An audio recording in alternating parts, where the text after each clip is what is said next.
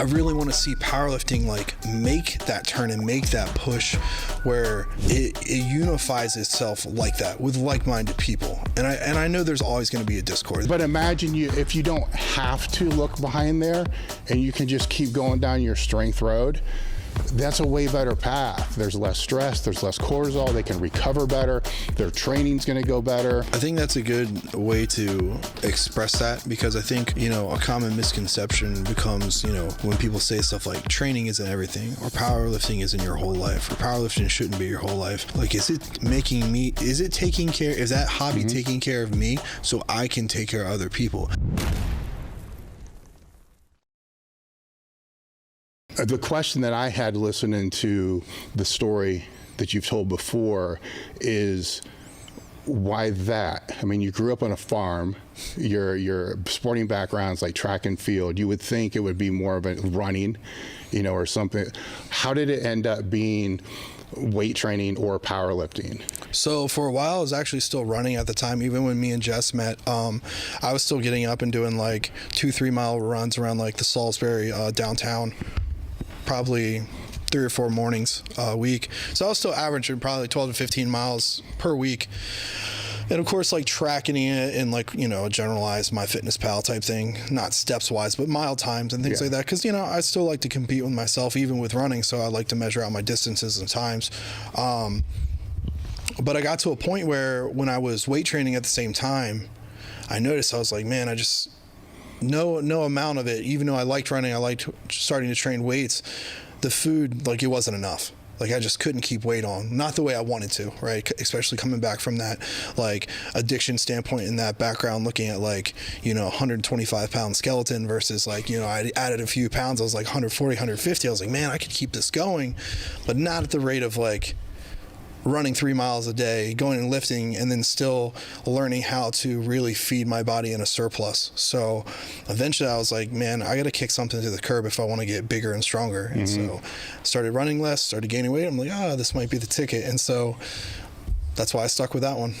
I define meathead is a good thing. Like not a bad thing, it's not right? an insult. Yeah, so it's I would just to put that out there as we continue the conversation is. And it also is, it's not your recreational lifter either. There's a certain point to where you go from being the recreational lifter, wanting to get bigger, wanting to get stronger, to actually turning into a meathead, right? Yeah. What was the catalyst for that? So I've spoke briefly on this, but it's a story I really enjoy sharing. So I started working out with a guy named Zachary Rector. He's not alive anymore, so it's cool. I definitely want to at least say his name on here. That meant something a lot to me. But Zach was huge. He came from like an all military boys school, big dude. I'm talking like probably like 6'3", 275, which is a big boy. Walk in there, start warming up with 3 plates. Like, you know, he's just a hoss. And I was tiny. I was $130. And we had become friends when I was, you know, working part-time for like GNC, like just something basic near the college. You know, I had a bunch of part-time jobs when I was getting my bachelor's degree, trying to make ends meet and just, you know, make it in college. And he told me, he was like, hey, you know, we're good friends. I know you like coming to the gym. Why don't you start coming with me? So we started going to this public gym. It was a decent one. They had like sweat classes and all that kind of stuff, but they had quite a decent amount of like strength training equipment. And he said, you know, 3 times your size, literally, like pretty much 3 times my size. Why don't you do 1/3 of my weight? And I know people, when they listen to this, you know, they want to hear some like epic story or background or some like secret program you and me are going to discuss out loud that had all these things. But like, I think the stories like this are what really resonate with people, where it just shows, you know, someone else taking a chance on somebody and like saying, hey, just follow me and see what happens. And so I took that chance. And so Zach said, you know, I'm 3 times your size, do 1/3 my weight.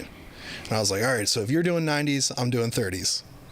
And we kept the same rep schemes, just the third weights. And we did that for a while. And then eventually he's like, all right, dude, you've added like, you know, a little bit of body mass. Why don't you go half my weight?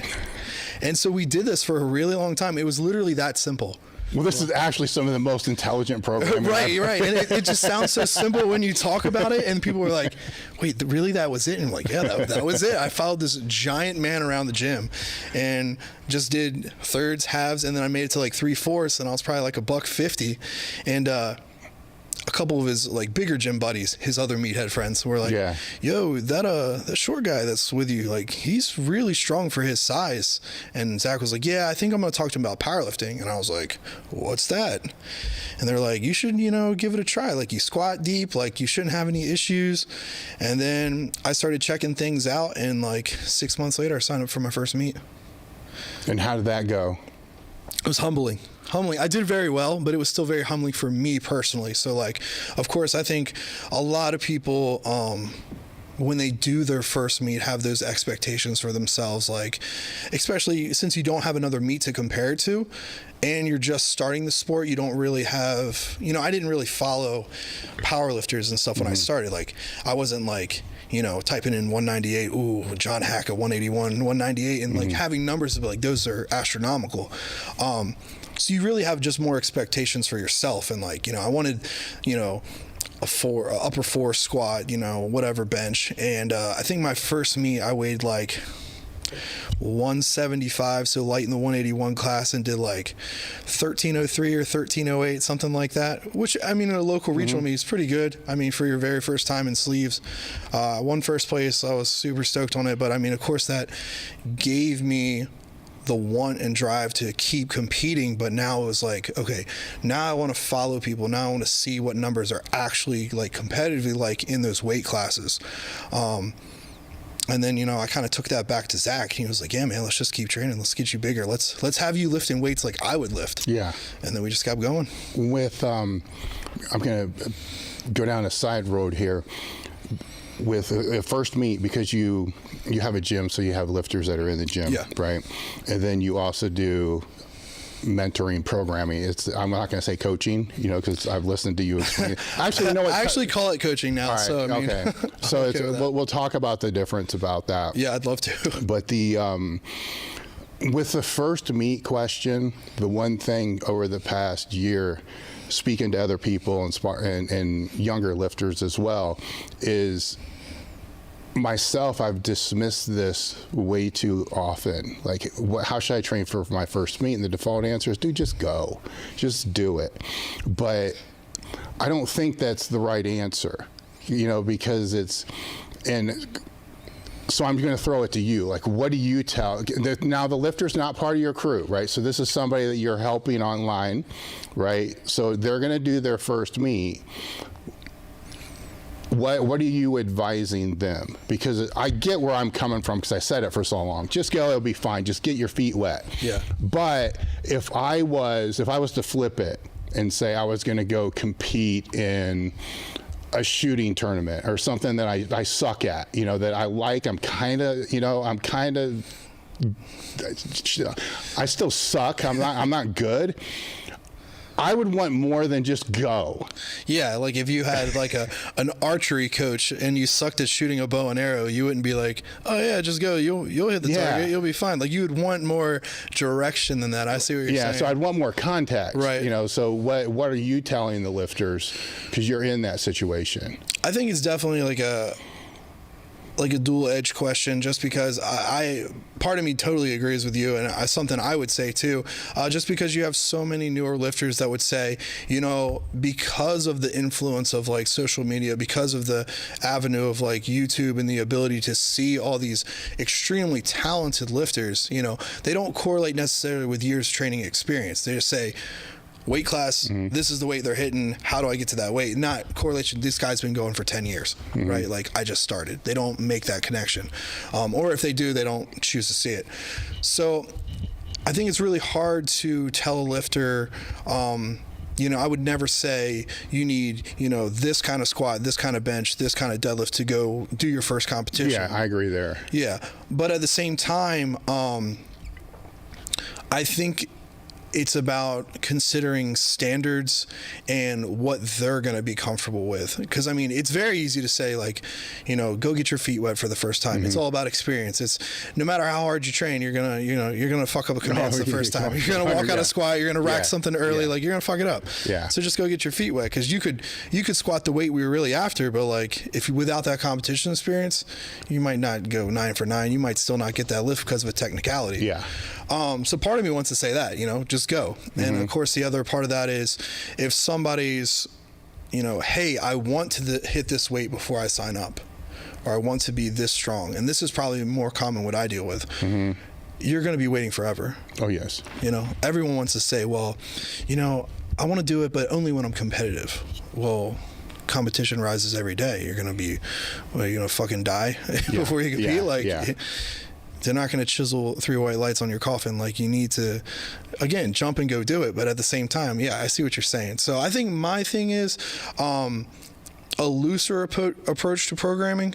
And I would definitely say, if you're going to do it, as far as coaching someone for the first meet, because I've had a couple, I've coached their first times online.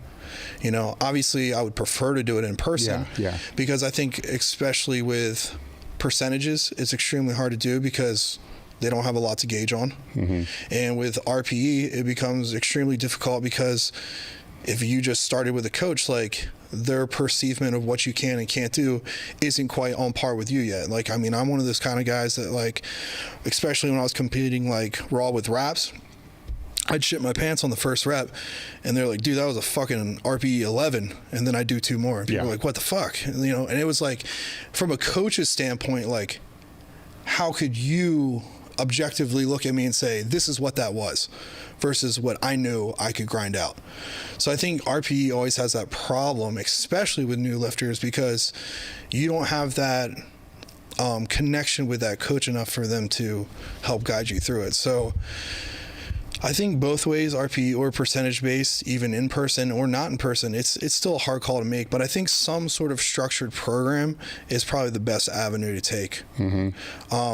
And it sucks because most of them are young, so like, you're not out here trying to charge an arm and a leg. Like, you're not trying to break the bank on the kid who just got out of high school and wants to do his first meet.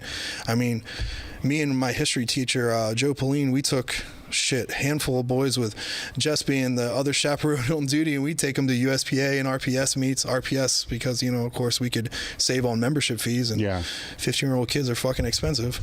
So, I mean, and a lot of those were one-on-one. And we did structured programs together. So I think my personal answer to that question would be modeling it for your kids, right? Modeling it for your newer lifter, right? Invite them on a couple training sessions with you if that's a possibility. Show them what it's like to compare things as far as like what a progression looks like, what this is supposed to look like. Go through the commands with them. Don't just shoot them a fucking YouTube video and say, you're going to be good. Because it hardly ever works out that way. No, and that's some of the things that I've said to those that will, because the biggest thing that you said out of all that, and anybody watching that's answered the same question we have, if they compete, they're not strong enough yet.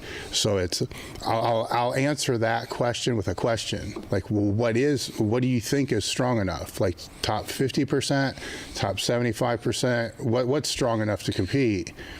Normally they'll say, I don't know, man, or I'll flip it and say, is being in the top half, is that good? Would that be enough?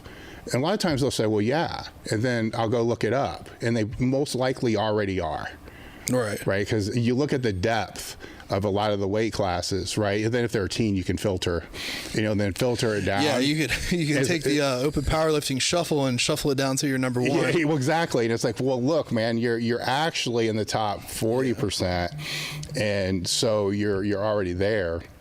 With the other ones, I think it's, if I was to give them a checklist, it's to have some type of program, like you said, that to lead into it. And if they don't know, just there's a billion free programs online. Yeah, exactly. Just reduce the percentages by maybe 10, 15% to make sure it's easy.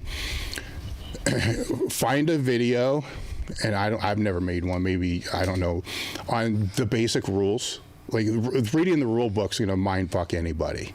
Yeah. Right. So find somebody that's going to condense the basic rules. So I just came through the WRPF one for making a new referee exam. So I would definitely see that as a challenge for a new lifter as well. It really is. But it's not. You see what I'm saying? As a lifter, it's really not. No. And then, go to the meet, and anything that you fuck up, and you will, ask the referee why it was red lighted. Yeah, and I'd love to just a quick segue on that, just because this is something me and my wife talk about all the time. As we were USPA national referees, and now we're higher up in the WRPF once we switch feds. But like one of the biggest things I never understand, because I've done countless rules briefing. Like I'm always the guy to volunteer that, because I love explaining it. I love answering questions. I like everyone seeing a successful meet, whether it's your first one or your 20th one. Doesn't matter to me. But one thing that's always the same at every meet, like the pouty lip and then the walk away. I'm like, dude, ask your fucking ref. Like we've gone over this. Why wouldn't you ask your ref why you got a red light? And chances are it's something super simple that you could correct, no problem. Yeah. But they just walk away, and I'm like, so that's actually a really good point, because if it's a squat, they may just assume that it's depth, and it might not be. Yeah, you might have, like, after we called, rack, you moved your feet, or before rack we called your feet moving again, or like, and a lot of people don't know like subtle manipulation rules with like, that differ fed to fed, like moving your feet in and out. But with a sumo deadlift, once it goes down, like you can't jump it back in. And like, some people assume, oh, it's soft shoulders or is this or that, but you're right. Like assumptions guarantee more red lights next time when you could have just asked. Yes. So, that's at the highest level. Too, yeah, at the very highest level. Yeah. It applies to everyone. No, that's actually a really good point, because it's when I was judging, and I tried to always avoid that at all costs. It was usually when I was red lighting somebody, because I tried to stay in the head, so that way I didn't have to deal with the side bullshit, But it was normally never for what they thought it was for. Yeah. Ever, Man, you don't find out until like dinner or a week after, like, you dickhead, why'd you red light me? I'm like, dude, you didn't even fucking wait for the rack command. Yeah.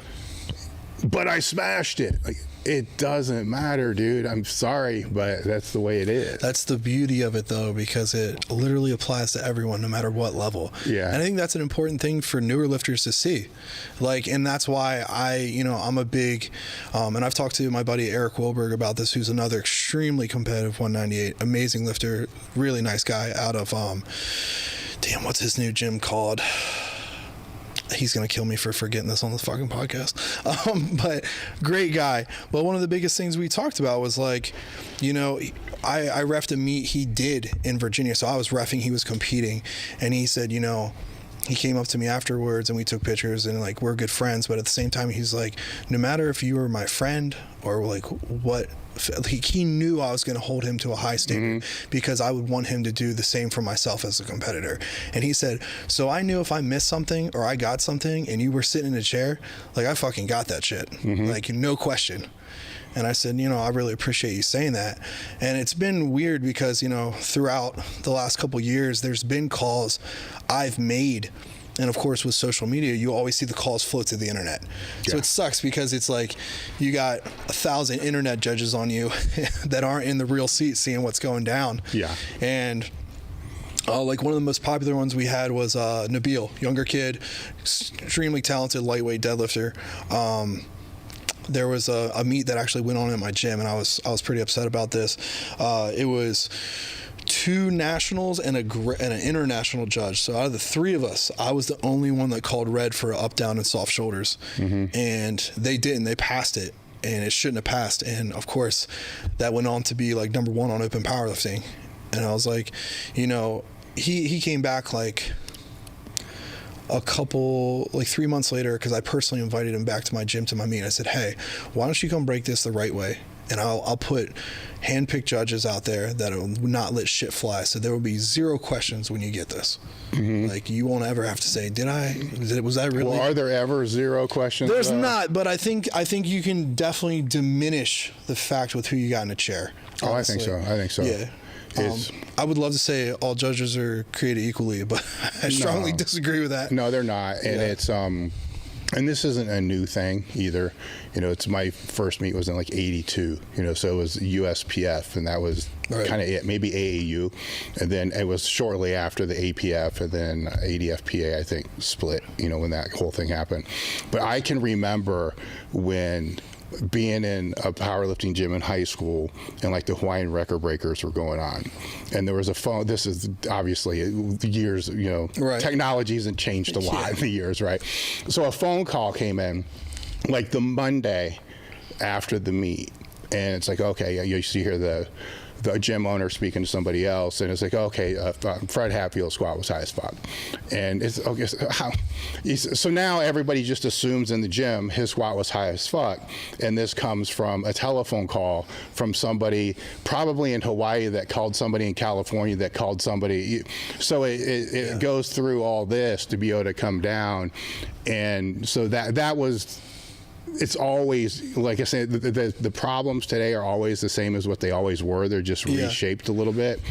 And I remember Powerlifting USA, pre-internet, that if the picture showed a high squat, it was a high squat.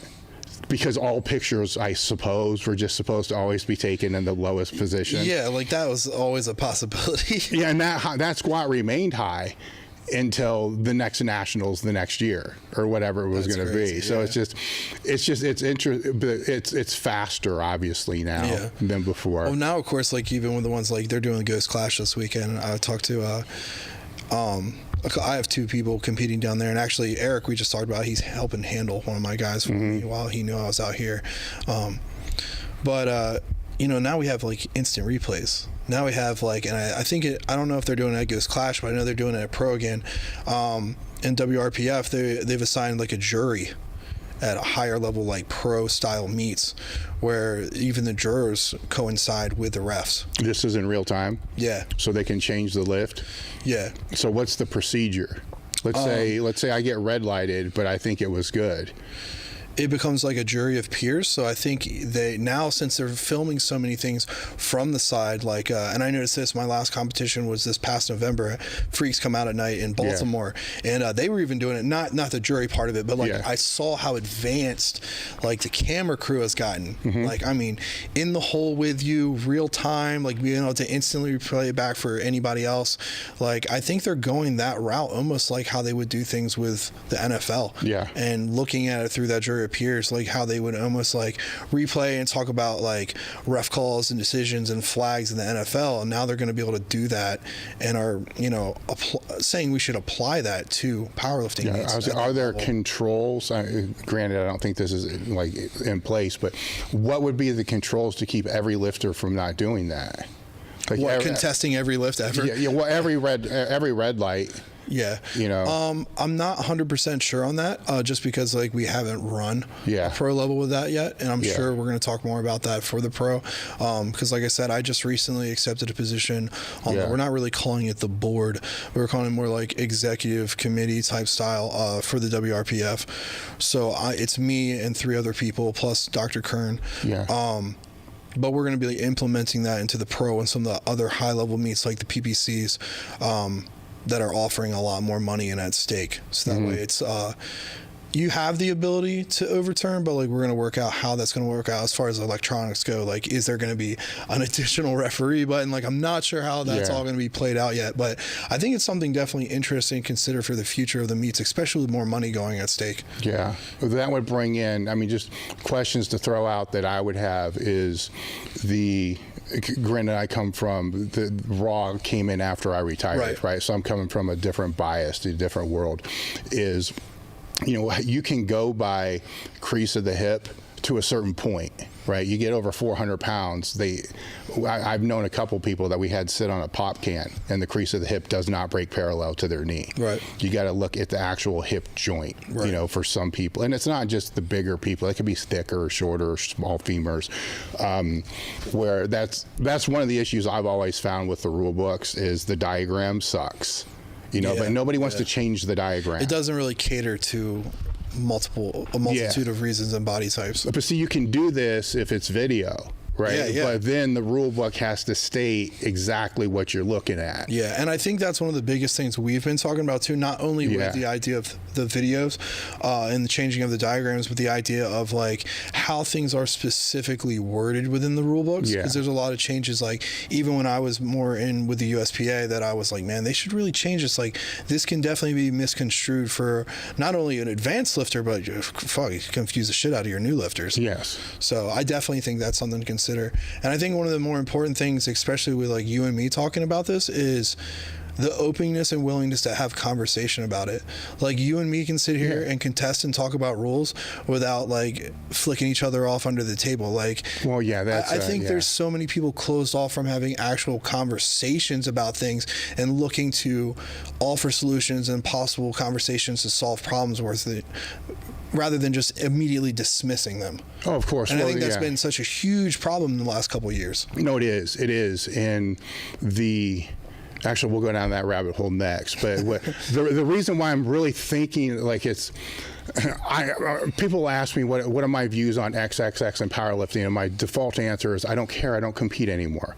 Right. So, you know, I can be like a mentor that's been through the shit competed for 20 some years and been around it my whole life. It's not up to me to decide, you know, I can throw ideas out. But what I'm really, as we're talking about this, I'm thinking AI, right? Because now we're getting very close to where this could be AI judging it, but the AI is going to have to go off whatever it's told to go off. So whatever that worded description is in there of what that's supposed to be is what it's going to react to, because it will not have human, I don't want to say error, is that the right word? Discrepancy, like human discrepancy. Like, you know, if you got a 400-pound dude, like there's this physically he's not possible. Like how are you going to word that in a change that robotics can pick up? Exactly. Versus like a human being able to think and actually analyze a situation in real time. Yes, and if we can't even word it in such of a way that a basic human can understand. Yeah, how the fuck's a robot going to do it? Yeah, but I think that's the direction, right? Because eventually you can have, you know, that. And I'm just talking shit now because things are expediting so fast when it comes to AI and all this other stuff that's coming out through there. They would be the main judges, and then the humans would just be the ones to, if there is a call, like, man, that's fucked up. Replay the video. Let's make a human judgment call. Yeah. Then it goes from there, because my fear would be if everybody has the right, like, first off, this is powerlifting, so everybody's going to piss and moan. Who has the right to do it and not to do it, to overturn it, right? Because now the meet's 3 times as long. Yeah. Because every fucking red light, you know, with some of these people, it's going to be contested. And then if it's just the world record, well, what if the second attempt was preparing them to be able to hit a world record on the third, but they knew, and I mean, that's more common in like gear too. Like you knew, you know, there might be one prepping you for that you're going to allow that additional weight to like break the suit further. And like, you knew that was happening, but like, again, like you got to think in the ways of like, even third and fourth attempts in powerlifting, like a fourth attempt, you have to be within a certain weight range to break that. Yeah. And the third attempt has to be successful. Well, what if they were just using that to propel them for that higher up attempt? Yeah. One of the things that I've seen with, you know, not just the judging that we're talking about, but just call it federation bullshit. I've seen it I've seen it since the USPF to the APF to the APF to the IP. I've seen it my whole entire life. And in some ways, the more it changes, the more it stays the same. But the one big disconnect that I see, and it's more obvious to be able to point it out in today's world than before, is people forget the majority of lifters and who they are, right? So in typical politics, not to go down that rabbit hole, but in typical politics, most people will agree it's bullshit that, you know, the top 5% are making rules for everybody else, right? That's not, when everybody else is not listened to, then it's just like a dictatorship, right? It's kind of how it falls. Where in powerlifting, the people that have the biggest voices actually end up being, and this has always been this way, end up being the vocal minority. And by that, if we use Wilks as a guide and say a 500 Wilks is like what, intermediate? Now it is, yeah. You know, kind of like intermediate. If you go and look at the people that are in the vocal minority, they pretty much have well over a 500 Wilks, usually over a 400 Wilks.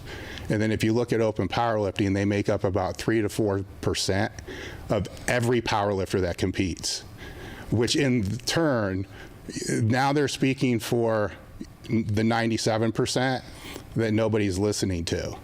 You see where and this is like I said, it's not just now, it's just now you can see the metrics by just looking and saying, like, well, who's speaking for these people? Like, if this is a problem, who's speaking for all the lifters that actually make up the majority of the sport, the 97%? And why do we assume that the people who are speaking are saying what they would want, like are in touch with that community of lifters, when they're usually not? No, they're because they live in a bubble. Yeah, right. So they live in their own bubble that own 3%, which I think it's important for, you know, any issues to be discussed, but I think it's important for the issues to be discussed with the people who actually pertain to them, and the majority needs to be heard, you know, listened to. Right. But hence, you know, to argue against what I just said, a lot of the majority only compete once and leave. So I would say that might be the bigger problem of the sport. Right. Right. So customer retainment. Yeah, you see what I'm saying? So so there's a lot of issues that when I see, because a lot of the things, even some of the recent stuff that just came out, I didn't even know about that. It's like 3 weeks after the fact. Somebody's like, well, what do you think about? And I'm like, well, what do I think about what? Yeah. And then we'll say, well, this, and this with whatever federation. And so that was my first reply was, well, how does this impact the bottom 95% of all other lifters in that realm, whatever that is? And then there's always a pause. I'm like, well, did you think about that? You know, because you should, because those make up the majority of the dues, entry fees, you know, all the other kind of stuff. I'm not saying that there's not fucked up stuff, but it's always been an interesting thing to me, to where that vocal minority will always, not always, I hate to use the word always because that's terrible choice of words, many times are the same people that will bitch when they're in the minority or when they're in the majority, but a minority. It's powerlifting. They're going to bitch either side of the fence they're on. Exactly. But I wonder that, because it's, even with top lifters that have been around for a long time, at a certain point they forget why they got in it in the first place. Right. And I think that looking at issues that they think are big issues from the perspective of how they were when they first came in may or may not change their perspective on what the solution would be. That's a really good point. And I think those people with those, I agree with you, many of those people with those top level numbers do forget why, you know, you came into the sport in the first place, and are going to speak for the position they're at in now in their lifting career versus where they were. And where they were is the majority of people it's going to be affecting. Those first couple years, that first meet, the first time you renew a membership for a Fed, you're like, those are the people that are making up where many of the issues are going to impact. Yeah. If you're that caliber of a lifter and you have that, you know, applying Wilks or dot score to get you to invitationals, no matter what fucking Fed it is, you're going to go where the money is. Yeah. So, like, what stake do you really have in one particular Fed's drama? Yeah. You know, if WRPF is offering this payout for here and US Open Raw is making this offer payout here, and you're like, well, fuck their morals, I don't like what they're doing, but money's over here, like, you have the ability, because of your lifting ability, to jump ship and just go. Yeah. Well, now when you're talking that position of lifter, now we're talking in probably less than 1%. Yeah, you're the 1% of the 1%. Yeah. I mean, you're really kind of trimming it down in there. And one of the other things, and you have younger lifters that you help, and you're a teacher, right? So there's this as well, is I live in a bubble, dude. So keep all this in context. No. I live in a fucking bubble, man. It's a fucking awesome bubble. Yeah, I know. But even when this was presented to me with whatever the recent drama was, it was through the Discord, which is, it's. Right. I don't spend as much time on Instagram even as I used to. It's more just like a messaging app for me than anything else at this point in time. But so when I was kind of given my take on it, because my take is usually in such a way that how does this impact the lifters that are in this person's gym or the lifters that you're helping? And if I have younger lifters, and say you have teenage lifters, younger lifters, and you're going to send them to a meet, say you can't be there, you're going to have say you're going to handle the younger lifters that I have.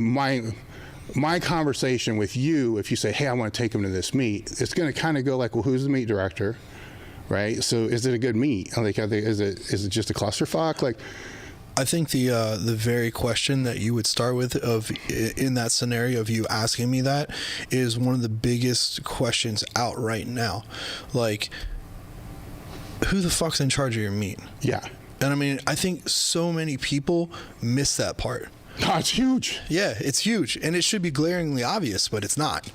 Like, many people just, and of course, again, you've been around so much longer than me, and you've seen all the drama, all the changes, and history repeat itself, and fucking powerlifting is not excluded from that. Yeah. But the idea that you have, a lot of meet directors doing things right, but because of the majority of those people who are removed making those calls, that the lower level meet directors that are doing right by the majority of the lifters, your new ones, your first couple years that are making those meets what they are and so special for those people, those are the ones suffering the consequences. When your Fed fucks up,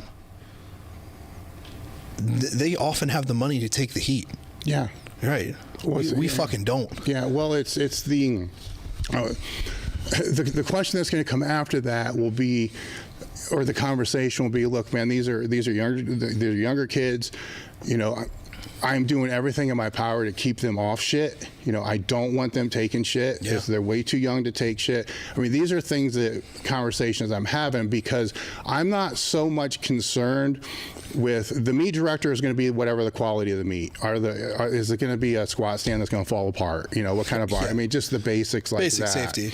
And then the other part of it is I'm not. That meet director is not going to influence or these lifters in any way whatsoever. He's just putting the meat on, right? I'm not even that fucking concerned with the judges. Like, who's the judge? Are they going to be fair? They're not going to be fair. The conversation I'll have with the helper is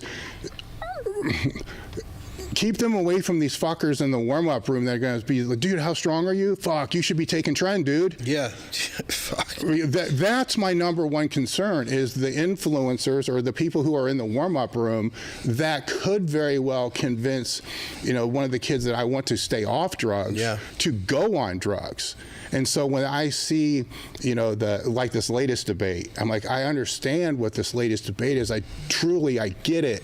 But if we're going to talk about morality, who's the guy that's walking around safeguarding all my fucking 16-year-olds from the guy walking around popping test suspension in the middle of the fucking warm-up room in front of him? Yeah, I mean, so if we're talking about a safe environment, then let's talk. I'll have that conversation. Let's talk about that, because theirs lies, for me, the biggest concern. Yeah. Right. And not that this is a great sport. It's a great sport, but sometimes when you talk about stuff, you're like, is it great sport? For the most part, it is. Yeah. I mean, that's why it's grown, the way that it's grown. But a lot of these problems are so multifaceted. Yeah. That it kind of gets lost in the minutia. So let me take all I said and then flip it back on you, because you're in the midst of all that. And what's your opinion with not just that issue, but because if it's not that issue, it's another one. And it's never going to end. Yeah. And it's funny, because when you talk about, like, especially funny, we're talking about not funny as in the actual thing is funny, but when we look at situations like, possible influences, in the warm-up room when you're trying to keep your kids safe and all that kind of stuff, versus the kind of drama that is more blown up on social media. Like, obviously we can stem one problem from another, but those are two vastly different things and vastly different means of safety, right? You know what I mean? And it's and both can occur at the same time. Exactly, which is terrifying because only one sees the light. Yeah, exactly. Like, you know, everyone's talking about who's doing what wrong and not getting caught for it, and then it's like basic every meet functions like what you're talking about, again, happen probably much more frequently than the main issues being arguing. Yeah. And that's the terrifying part. Like, and that's when it comes back to, like, you know, again, who is your meet director? What kind of staff are they having? Like, who occupies and fills those meets? Like, I mean, I'm fucking nobody. Like, I'm nobody. I'm just a dude that fucking found weights and loves this shit. Well, that's most people that get in the sport. Right, and that's what people don't understand. That's most of us. But I mean, like, people come out and do, like, me and Jess's meets at the cave at my gym because they know what kind of people we are. They know what kind of standards we hold ourselves to. They know what kind of bullshit we won't tolerate. They know where we align ourselves, right? And so not only are you getting, like, you know, your staff that is, like, pretty much handpicked that agree with us. You're also getting your other members of staff, your referees, and the kind of people that occupy those meets as participants are also in that same realm. So I would argue that based on your meet directors and who's running things, you almost start to, your meets, for lack of a better word, start to put out a particular vibe that people look for. Yeah. Right? I would agree with that. So they start to, like, align themselves not only with your values, but what I fucking agree with all that. I want to do that meet for that reason. We had a dude fly out from fucking Reno to come do art. I'm in fucking Salisbury, Maryland. Like, dude, nobody flies from Reno to Salisbury. Fly all the way out here. It was his first year, celebrating his first year of sobriety.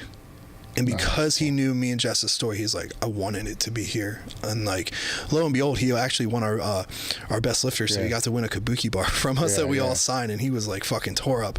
But I mean, that alone was fucking incredible for us. Like, that you're making that much of an impact, you know, and you don't fucking realize it. So there's so many people watching you at all times. And actually, just Valentine's Day dinner, we were sitting out here talking about this, and, you know, with all the Fed changes, and we'll get into that, and, like, all the stress and stuff we're doing right now with it, because we're hosting a meet as soon as we get back from this. We're over at Chiseled, and we're like, you know, we're sitting there, we're eating dinner together, it's a really nice night, and we hardly ever get to go out together because we're so fucking busy all the time.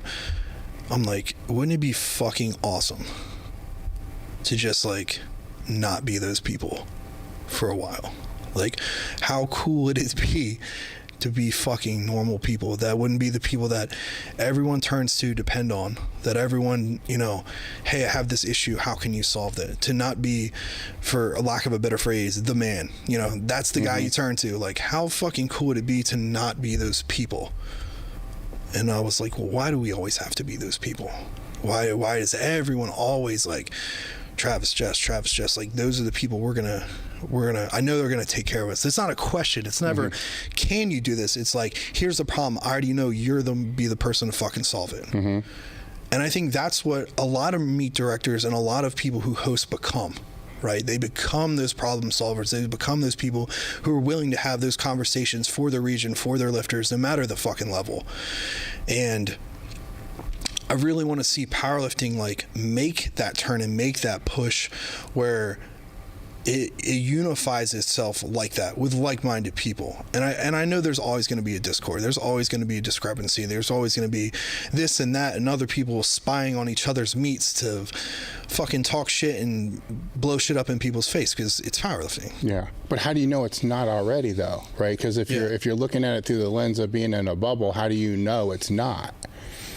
You see that's the reminder I like to put out there for people. Is we all I'm just as guilty as everybody else. You know, we all get caught up in these little bubbles where you're trying to do the best for what you have, but if you were to step back and see the forest through the trees, or however that statement's supposed to be, right? You know, I'm gonna go out on a limb and say, I don't know, say there's 50 meets this weekend.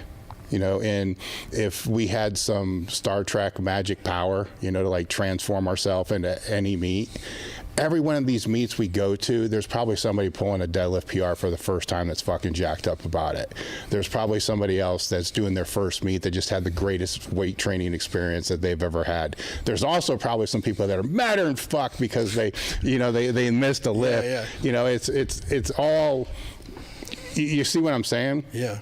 Where I'm not too sure it's when it's gone through the growth that I've seen.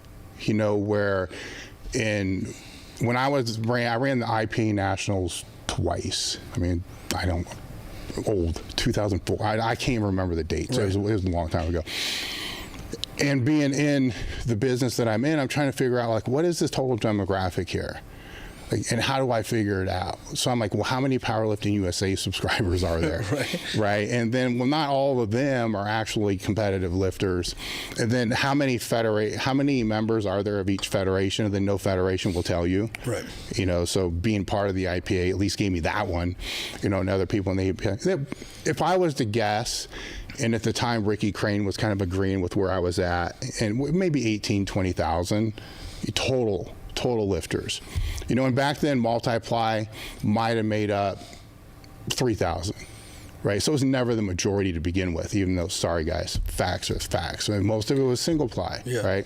Because the other fact nobody likes to really expose and agree with, the largest majority of those competitors in the sport are drug-free, right? If they're not, and they're all blasting, then explain to me, when you go look at a top 100 and you get down to everybody that's under the top 200 people, explain to me why all their lifts are so shitty. Are they all getting ripped off? You know, all their trends fake? You know, because there's a lot. But when you live in this bubble, right, then all the meets you go to, that's what it is. But to step back, so we go from, say, 20,000 is a good guess to like 200,000 if you were to go look at it all now. The only thing on open powerlifting that makes it kind of hard is your name will be in the list with raw, like in a couple of the lifts. So you got to look at like raw with wraps and then raw with sleeves. Yeah, because if you don't change it, it just classifies as raw and wraps together as like raw, as a blanket term. And there's no way to look at the total number of lifters. Right. So if I just looked at like raw with sleeves, say it's 76,000, raw with wraps, 82,000. Well, you might have competed twice that year, you know, so you could be on both of those lists when you sort. Right. Yeah, I understand what you're saying. But so either with that, so you go from 20,000 to 200,000 if you add it all together. That's a 10 times growth rate over a period of what, 20 years? Yeah, so despite bubbles, like that's like you and me arguing saying how the fuck could you not see it growing? That's fucking huge. That's fucking huge. Like that is a giant growth rate, you know. So sometimes when people are like, man, the sports, it should be growing. It's dying. It's dying. It should be growing. This is, I'm like, dude, what the fuck are you talking about? Yeah. This is 10 times growth rate. Holy cow. You know, if you could invest in it, this would have been a hell of an investment over a period of 20 years. Yeah. If you could invest in just the sport and not a particular fed, that'd be the way to go. Yes, well, unfortunately, that's what I think people lost touch of, is what the sport is. Yeah. You know, and it is those people breaking those PRs. And you see it because you run meets. Yeah. Right? Everybody who breaks a PR has a story. Hell, everybody that does a meet has a story. You're a story writer. So if I challenge you and said, just take anybody that does one of your next meets and write their story. How did they find powerlifting? How do they get to the meet? Take the person that has the worst dots. I bet that's the best story. That's a good point. That's a great point.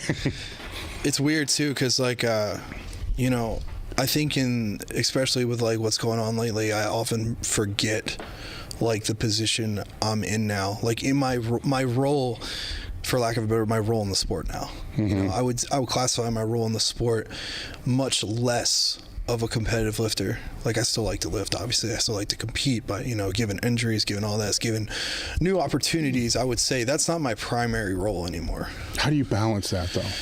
you don't, for lack of a better words. But I think what really like reins it in for me, and again, this is like kind of speaking on that bubble, is like, so, you know, I'm a teacher. I teach 10th and 12th grade English, and one of my seniors, she rides horses, and her horse barn's like 10 minutes from my gym. She fucking hates her job. I think it's like some rinky-dink coffee shop. She hates it as a senior, of course. You know, it's like your first couple jobs, bullshit.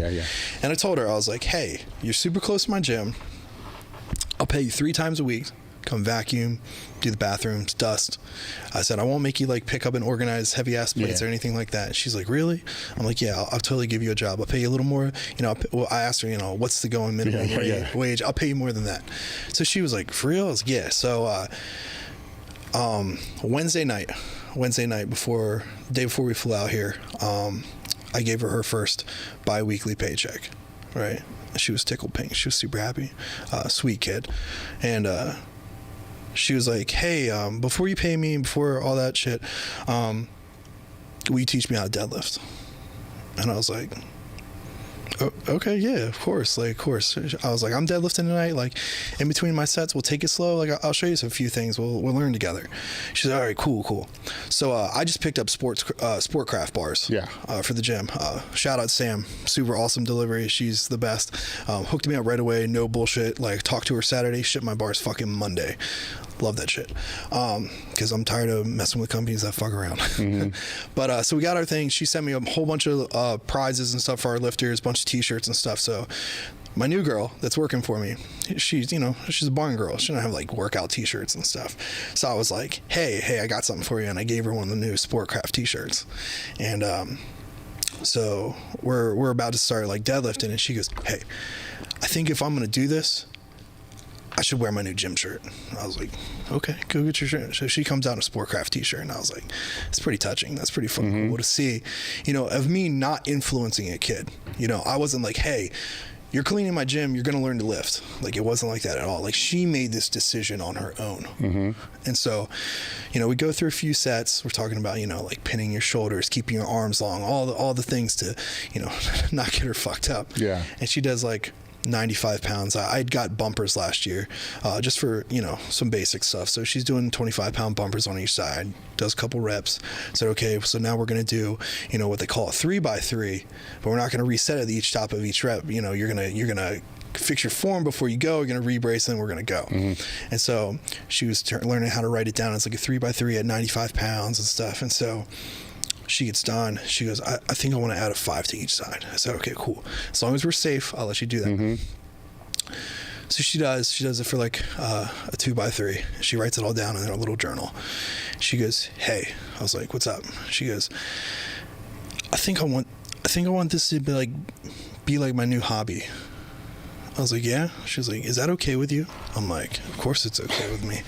But like, just that subtle interaction, like, it makes you see again, like, yourself younger, and like why you started this, and like what makes this sport the sport. Like, you continually, the more pressure I get, the more shit I have on my plate, the more I have to do for the sport, the more people I'm trying to help, I think it navigates you further away from that. It does.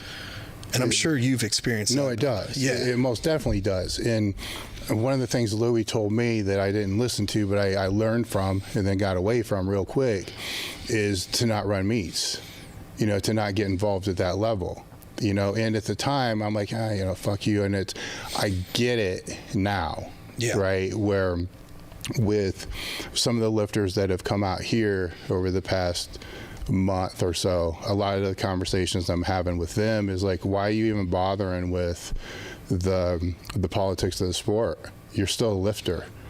This should not matter for you.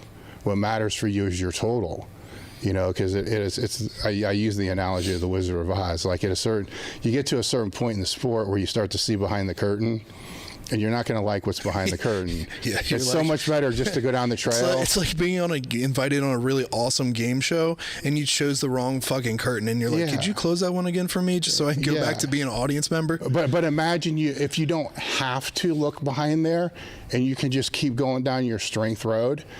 that's a way better path. There's less stress, there's less cortisol, they can recover better, their training's going to go better. They're really not going to make that much difference anyhow, you know, because they're not in a position of power or whatever to make that difference outside of a suggestion here or there. All they're going to do at the end of the day is fuck up their own training. And that's from a selfish standpoint, but it will. And for what? You know, because in 4 years, it's just going to be a different Fed with a different issue, and it's going to be the same problem, and it's to pivot away from it. But that's why I said, how do you balance it? Because now when you are, and it's not a bad thing to be the person on the other side of the curtain either, because that's where change is going to happen the most, right? Now, when you're that person, it does become really hard, you know, to compete. You know, and it's, I'm not saying you can't do it, because many have. So Louis was wrong from that aspect. But what I think it comes down to the essential question when you're talking about something like that is, if you reimagine those scenarios and you're saying, you know, there's many people who have been on both sides of the curtain and still competed and done extremely well, how much weller would they have done having not seen that other side and continue just on the lifter side of the aspect? I can only speculate, but I would say better. Right. But there's a huge caveat there. Right. But that's assuming that they're staying out of all the bullshit too. Yeah. Because I would say it's impacting the people who don't have the position to do anything, probably more than the position of those that do. Right? Just because they're stressing out about it all the time. Because if you're being asked, you know, hey, what do you think about this? What do you think about this? There's a reason, you know, because you've run meets and, you know, there's a lot of reason. But if the lifters are being asked, but they're not associated in any way, their pressure is different than yours. You know, their pressure is like, why are you asking me in the first place? Like, I have nothing to do with this. So why are you bothering? So, and now you're confusing them on where they should compete. Like, as if I was already going to compete here, and now I have to go compete here, because if I don't, I'm going to be judged by the internet. Yeah, you know, no, that's a very good point. You know, now if they just didn't give a fuck and didn't know what was going on with any of it, yeah, they'd still go to whatever meet they were going to go to. So it's weird. So even as like a higher level lifter, like I experienced that. So like when USPA East and the whole Johnny Lane thing happened in 2020. So fuck, this is our second time going through something like this, which is why we were both like, is this really fucking worth it? And like that was more the Valentine's Day conversation I was speaking of. Like, wouldn't it be great to not be this people to handle this shit all the fucking time? So we're on the way to the meet in 2020, and it's sanctioned USPA. What had happened was Johnny Lane had the gyms, his host gyms, signed with Intense Attire, his brand, and not USPA. So he was contracting as an individual contractor. So they were tied to him regardless of the Fed. So as we're going to this meet, we're getting like texts and seeing on emails and, you know, messages, it's USPC, it's USPA, it's USPC. And this shit flip-flopped like 5 fucking times before we even got to the hotel. So I'm having people who are competing say, Travis, I know you're doing this meet. If you pull out, like a whole bunch of people are going to pull out. So then it was like weird, because it was kind of like one of the first times I felt I had been put in a position where like I was being judged for doing a particular federation or meet. And it was like, you know, people who looked up to me, who respected me, who, you know, enjoyed my content and like my judgment calls and what I had to say about the sport. They're like, you know, if I fucking back out, do I let all these other people's hard work go to waste? And at the end of the day, it's a fucking meet. So I'm like, I contacted Open Powerlifting and I was like, hey, I don't know what the fuck's gonna happen. I just want, at the end of the day and at the end of this meet for Open Powerlifting, whatever fucking happens, that it remains sanctioned, and all these people who put in all this fucking work into this meet, that it goes live on Open Powerlifting and it counts for them. Because that's what I fucking care about. Because I was like, how much would it suck if we all did the meet together? Not about me, but like all these other people who continue to do the meet and then it not even fucking count for them. No, that's what I'm saying.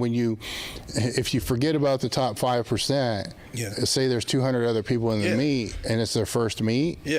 they probably, I'm going to guess, would like to see their name at least where they fall in that rank and order. And that's what I told him. I was like, dude, fuck me. Like, worry about everyone else. Like, I'll do another meet. I don't give a shit. But some of this is their first time. Yeah. Their second time. My friend Kyle, who trained at us when we had the barn, it was his very first meet. We were doing together.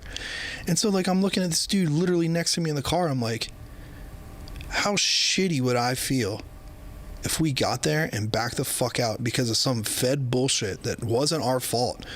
And now my guy who trained with me this whole time isn't even going to do his first fucking meet because of that. Fucking garbage. So I told everyone, fuck, I don't give a fuck what fed it is, I'm going to do it. So I have a USPC on there. And of course I got backlash on it. People were commenting on the squad like, I can't believe you're doing that in front of a USPC banner. You support him, you support this. And I'm like, I support powerlifting, dude. I support the people who are out here who fucking want to get a total. I support the first timers out here. I don't give a fuck what's going on. And it sucks because that was the last time me and him spoke. Yeah, well, my reminder to you would be like the reminder to a lot of these other people is, remember, that's the vocal minority.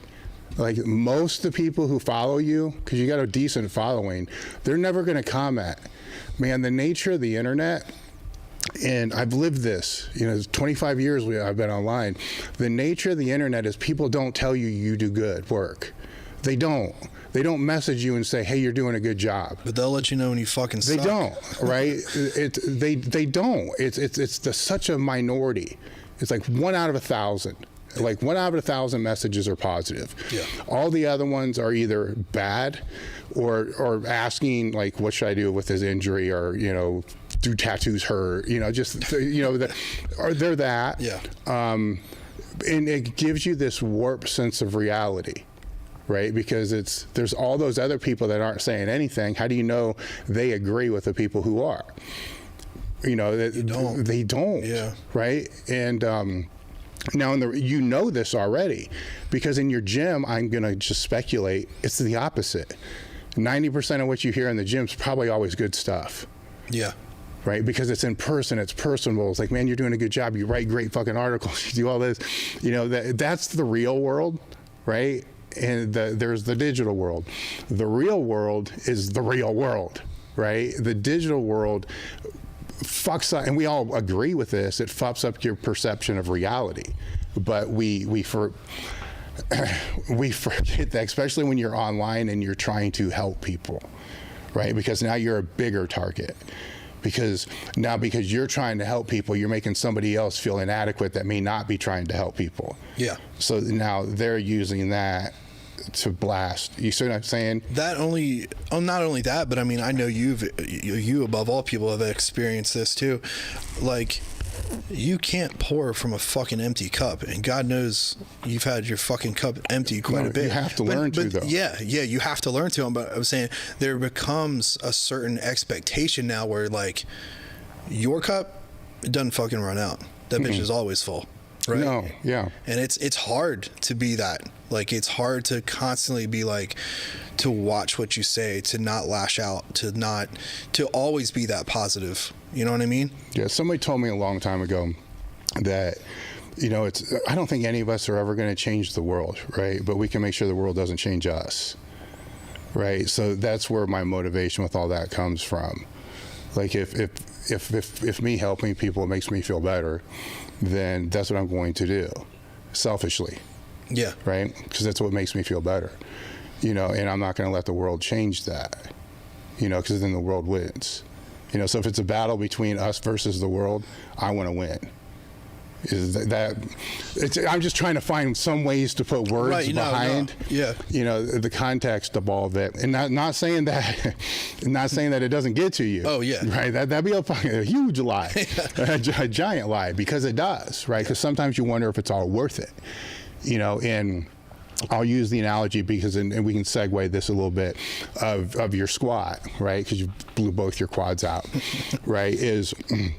And I'm a person that I love to squat. I mean, it's the only exercise I could ever do is going to be squat. It's always been that way. There's just something about the squat. It's fucking awesome. I know. I used to read your shit when you're like, I fucking hated deadlifting. I didn't have to deadlift. I wouldn't deadlift. I would do squat variations that make deadlift better, so I wouldn't have to deadlift. There's just something about the squat, straining through the squat and all that other kind of stuff. And And it's been taken from me many times, hip replacement, this replacement, right. I can't grab a bar, all this other stuff. So if I can go back and say I've spent most of my life just building my squat to have it taken away, to build it again, to have it taken away, to build it again, to have it taken away, I'm going to build it anyway.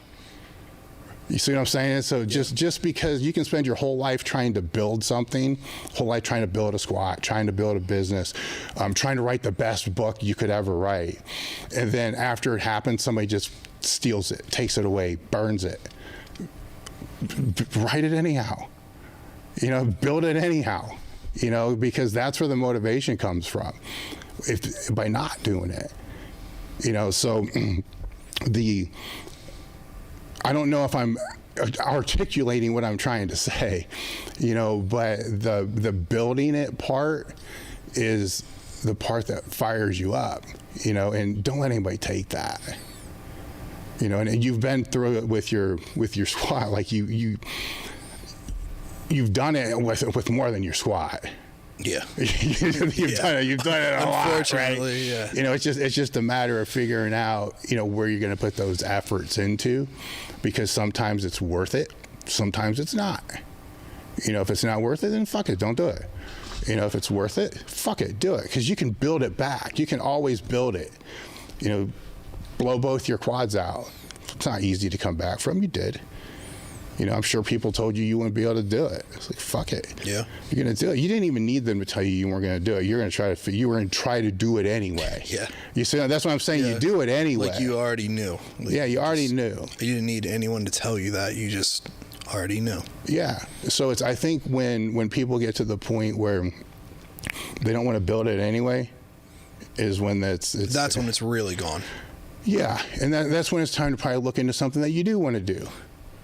All the time, because it's just, there's no payoff, right? So with the meets and, all the other kind of stuff, as long as that running that meet, and you'll know because you're running a meet next week, right? When that meet's over, well, not when it's over, a couple days after it's over, yeah. I've been down the, you'll know if it's worth it or not, because you have this unique opportunity to watch all these stories play out that we talked about. The person breaking this PR, the person breaking this PR, they creep up on you too. Because somebody might tell you, hey, look, this person just went through, chemo. You're like, fuck, I didn't know that. Right? And then you see that. How cool is that to put on the event that happens in? But the crazy part is that's every meet. That's every fucking meet. There's always a story you don't know that's every fucking meet. But see, with anything that gives you that deepest satisfaction has a price. It's a risk benefit. You see, so you don't get that if you're not willing to pay this.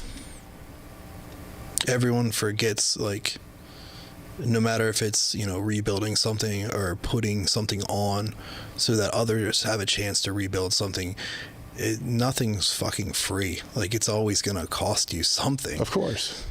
Sometimes you much more than them. Mm-hmm. Mm-hmm. So it's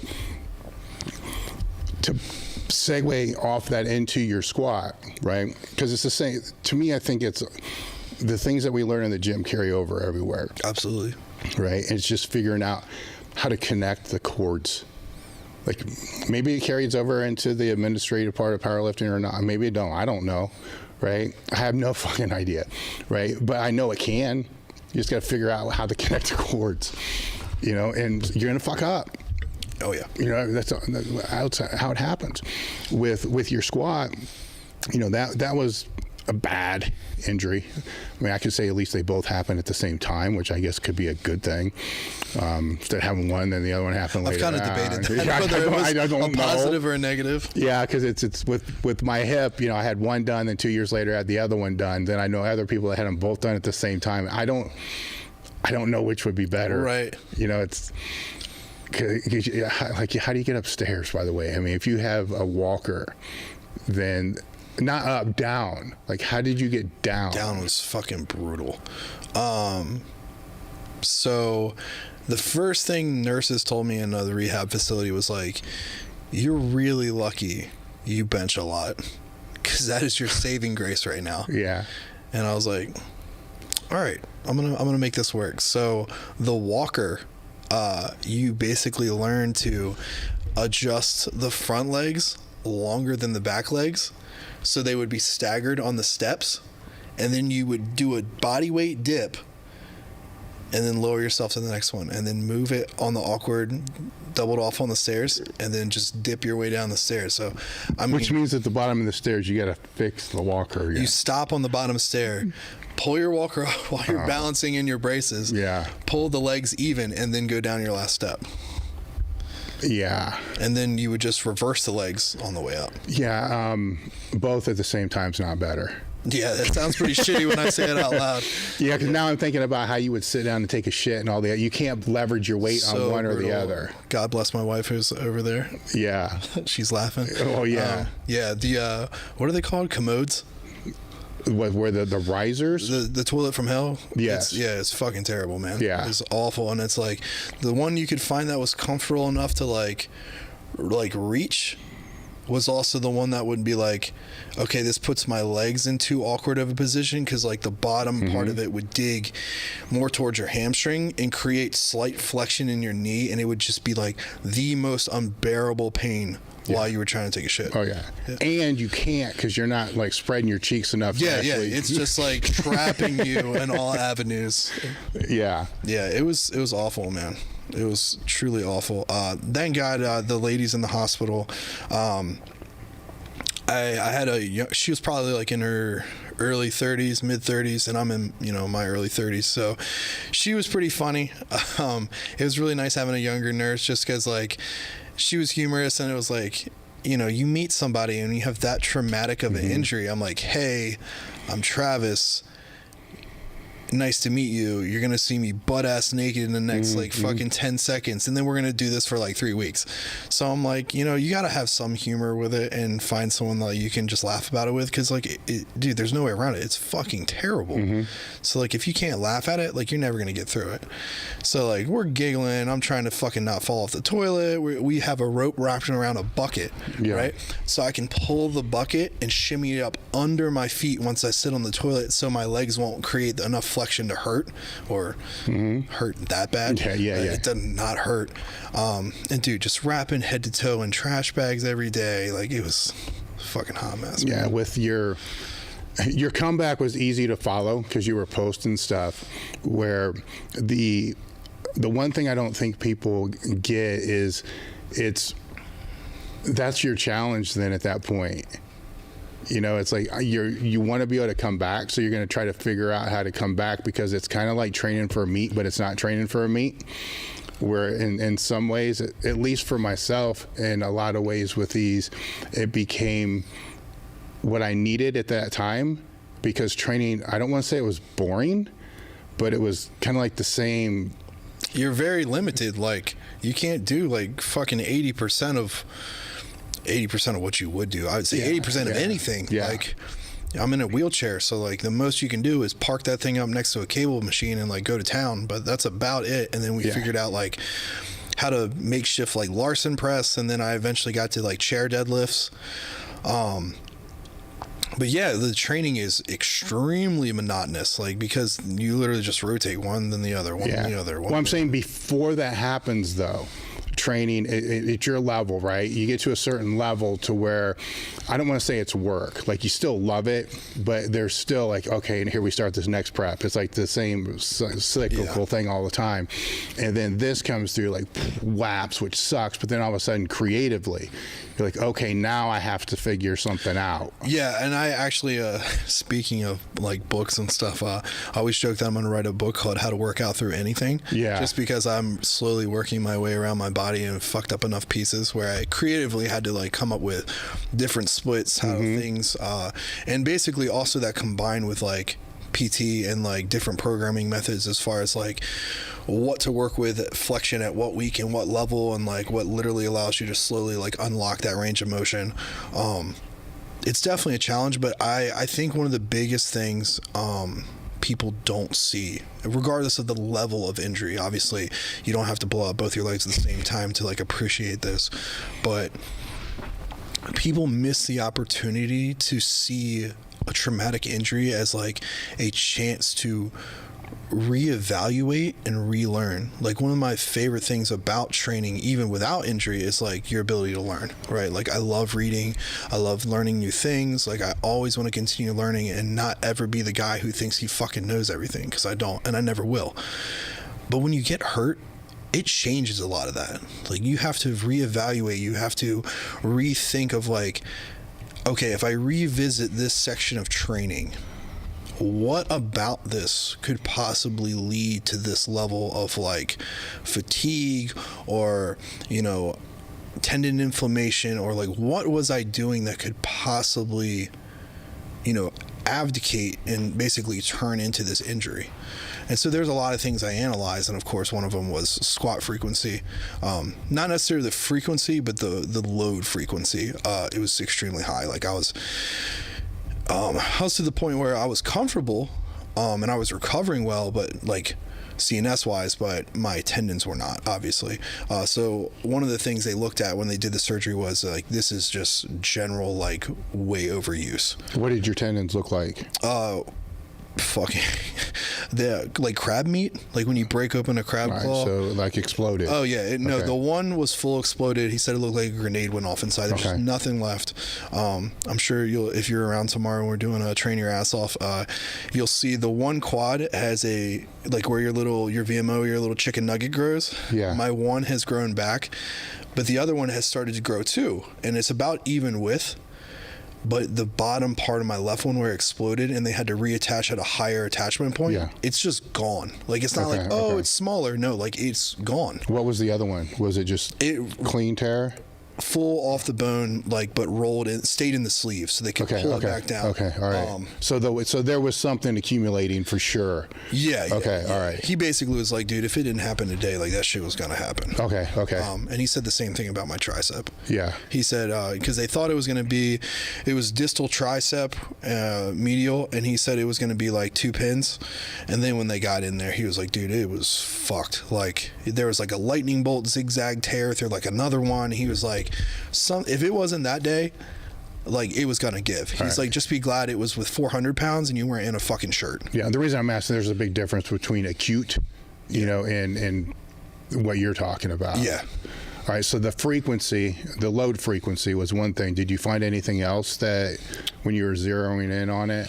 I think it's especially for like a classic raw lifter, because I mean, I hadn't like switched and committed to geared lifting yet, was the full range of movement too, because I was constantly punishing those joints and those tendons through entire ranges of motion. And I'm noticing gear, like, I feel much better, not only the assistance of gear, but like utilizing box more frequently, utilizing reverse bands, right? Yeah. I'm not always going through that full range at that intensity. And I think, I was doing like 7+ on auxiliary bars, like on transformer. I was doing that on straight bar, and I was doing multiple times a week. So I was, for my size, squatting 700+ twice a week, deadlifting 7+ twice a week. Like, that was a shitload. 80% plus. Yeah. Just wear and tear on my body. Yeah. So anything from the nutritional standpoint that you were able to pin on, or was that pretty much a neutral factor? I think that was a pretty neutral factor. Like, as far as like, my nutrition's pretty good. Yeah. Like, I stay relatively, I would say, pretty lean all year round. I guess let me reframe that hydration standpoint. Oh yeah, I suck at drinking water, dude. Okay, all right. Hydration is probably definitely a factor as well. I try to utilize like some kind of hydration packets in water now, like usually daily. And stuff like that. I was very bad about drinking water, especially at the intensity I was training. I was probably only getting in, like, realistically, like a half gallon a day. Yeah. And now, you are injuries are a weird thing. So physically, you'll come back before you will mentally, right? So mentally, that's my own opinion would be that's what puts people out more than the physical. The mental. The mental part. But the mental part, because if I'll ask you, I mean, if you're being completely honest, it's still there. You just learned how to work with it. Oh yeah, 100%. Like that's sound. Talk about that a little bit, because I think people will assume as soon as your numbers start coming back up, they're like, he's better 100%. Yeah, and mentally better too. Right. So one of the things that started early, and this is so with COVID restrictions in the rehab clinic, they would alternate days. So it was like Jess could come see me a day, my mom could see me a day, Jess would come see me. They just rotated like that. You couldn't have a bunch of people in there. So one of the things that started happening, like before those two started visiting me in front of the nurses, was, the thing you do when you're having like a nightmare, you're dreaming where you're falling and you like jolt and you like try to grab shit. Yeah. I was doing that awake, but like, yeah, that's like PTSD. Yeah, no, seriously. And I was doing it like, we're talking like 15 to 20 times a day. I was awake. And I would do it in front of nurses if they were in my room giving me meds. Like, it would terrify the fuck out of people, and it scared the shit out of me. Like, I would just be like taking a pill and just like reach for something like I was falling. And it was like I couldn't get rid of that sensation. And slowly that kind of dwindled, and I would only go through it like 5 times a day, and then like 3 times a day. And then by the time I got back home, I was only experiencing it probably like 2 to 3 times a day. Was there anything that you were doing visualization wise to deal with this, or just letting it run its course? I was just letting it run its course. And I mean, like, I had talked to some people, like I still had access to the internet and stuff while I was in there. So like I was talking to people who had similar injuries or the same one. I talked a lot to Emery Mullen, who had done both of his quads maybe 2 years earlier. I was talking to Micah, not the same surgery, but he's had knee replacements like multiple times. So like he had some similar, ideas with the PTSD style stuff.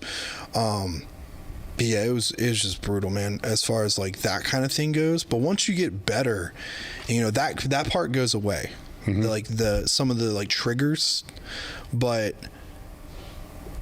getting under a bar still, even squatting like the bar, like warming up in briefs, is like every day is like a second thought. Like you never forget the noise. It never makes you, like, even with reps. I remember doing a rep Wednesday night before I got here. I did dynamic effort, and I had done like, I was doing 8 sets of 3 ascending, and like it wasn't even that heavy, man. It was like 375 plus chains to a box, like a low box in briefs. And I was just like, man, my knee's a little sore, and it fucks with you so intensely. Like I can't even, like, you can't really convey it to people unless they've gone through shit like that, because everything bothers you. So like when you're normal, like, oh, a little tendonitis, it's cold outside, like you're like, did I fucking re-tear it? Like everything makes you question everything, and it's fucking terrifying, because you're like, how am I supposed to make it through a full squat training session if I'm terrified that my knee hurts in the morning when I wake up? Because it's no longer like, oh, I'm sore, oh, I kind of tweaked something, I'm fine. It's everything becomes bothersome to it. And now with my arm, like with benching, dude, I hear that snap noise every fucking time. Where did that go? Did it go on the top, or did it go, where did it pop? Medial, right behind the ulnar nerve. Like, no, when it actually came off, were you benching? Yeah, I was benching. So was it at the top or at the bottom? It was about 2 inches off my chest. Okay. And it was for reps. Yeah. Okay. And it wasn't like I was grinding through. It was just like the squat when it happened. It wasn't grinding through anything. It wasn't trying to max out. Wasn't anything. Yeah. Just fucking no warning signs. And that's the most terrifying part, because like, it is. You can't pinpoint why or what you were doing that was out of the ordinary. So it makes you question everything. But you can be grateful that it wasn't on the heavy single. Yeah, that, and I'm always like, God, like I had done, in November, this happened like 5 weeks later after Freaks in Baltimore, and that was my first meet back, but also my first meet in equipment, and I had done like 683 bench, and I was like, dude, like how fucking bad would that have been if it had blown out that night, like, with that much weight, you know what I mean? Like catastrophic. And it just really, it reframes like how you feel about lifting, and like what like intensity levels you push. What do you mean by reframes? So, for example, like I'm very much like a balls to the wall lifter, and I have been for a really long time. And so, you know, even though that's your personality, even though that's what you enjoy, that's what you're like, for instance, we were squatting the other night, and I had my ME squat day. It was like a duffalo with some chains for a max single to a box, and it was super conservative. I definitely could have gone way fucking higher. And I looked right at my buddy Matt, and I was like, hey man, I'm just gonna do like a couple back down sets of 3, like half weight, and call it. And he was like, you're what? I'm like, yeah, I'm good. He goes, I thought you were doing like max effort today. I was like, I am. That was it. He was like, dude, you could do way fucking more. And so like he jokes and yells across the gym and goes, Jess, we gotta take Travis to the hospital. And of course, like anytime, you can't even fucking joke about that anymore. So she's like, oh my God, and like runs into the room, and Matt's like, Travis isn't gonna like push it to the fucking balls to the wall today. Something's wrong with him. We gotta take him to the hospital. And she's like, shut the fuck up. Yeah. Like, it's not even funny. But it's like, it really changes like what you're okay with. Like, if it's that conservative, I'm like, dude, take the W and walk. Mm-hmm. And I used to never be like that. Like, it wasn't done till it was done. Mm-hmm. And now I think it changes. Like, you become grateful to be here. Like, you become grateful to be able to still do this, to still be around the people that do it, to still encourage those people, and for them to still support you. Like, it's very, I can't, like, it sucks for me, but I fully believe it is nowhere near the level of suck, for lack of a better word, for everybody else. Like, I can't imagine putting my gym members, my training partner, my wife, like, I can't imagine what she feels like watching me do this shit still. Like, watching the dude she loves, like, wondering if I'm gonna fucking fall apart every set. You know, we're gonna go through this again and again and again, you know? So I think it really changes your aspect of training and like what you're willing to do to still love and compete in the sport versus like what it would take to go to that higher level again, but what more importantly, like what it would cost you. And the truth is, like, I don't know what it would cost me, and I used to want to find out, and I don't know if I want to find out anymore. Mm-hmm. So, like, you know, because we talked, you know, I talked to my PT. He drove me to the emergency room. My tricep, same dude that put my legs back together, was there the night I blew out my tricep. So he was like, fuck, like, sitting next to me in the ER, and he's like, you know, people are worried. You know, everyone's worried about you. They might not say it to you directly. They might not say, hey, you need to chill the fuck out. But everyone's worried. They're like, you know, you just keep going. Like, you hurt, you heal, you go. You hurt, you heal, you go. Are you going to be here at 40? Are you going to be here at 50? Like, how fucking far are you going to take this until there's just nothing left of you to bring back? And I mean, that really stuck with me. It really did. And like, it made me really reframe like the things I do, like especially in front of Jess, that like I can have a presence in the sport, and I can be a voice in the sport and still care immensely about that. But it doesn't always have to be in a top 10 ranking. It doesn't always have to be the fucking comeback story of a lifetime and fucking this dude blew out both of these and fucking then put up this. Like, it doesn't have to be that way to make an impact in the sport. And like, that's slowly what I've begun to discover this year. And back to like a part of our original conversation where like, do you want to see what's on the other side of that curtain? I think for me, there's a certain time and approach that has led me to that side. And I think that's why I'm gravitating more towards the bullshit, why I want to see what's on the other side. Because if I have to give everything on this side of the curtain, on this side of the platform, you know, who the fuck's going to do it over here? And I think I can be that guy for a lot of people, and try not to be the guy dead over here fucking doing it. Would you say that when you're talking about paying the price, would you say that you were overpaying before? I think to a degree, yeah. And I think people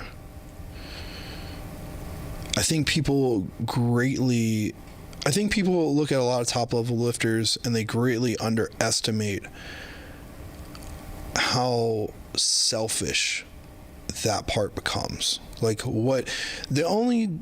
I firmly believe this, and it holds true, I think, for many of those top 10 people.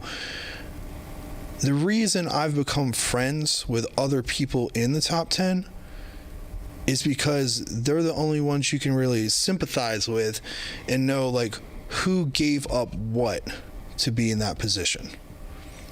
You know, and some people are supernaturally talented and are there on a whim, and it took them 2 years to get there. Yeah. They're the outsiders of the outsiders. You get your outliers. You get your phenomenal. You know, you get those people.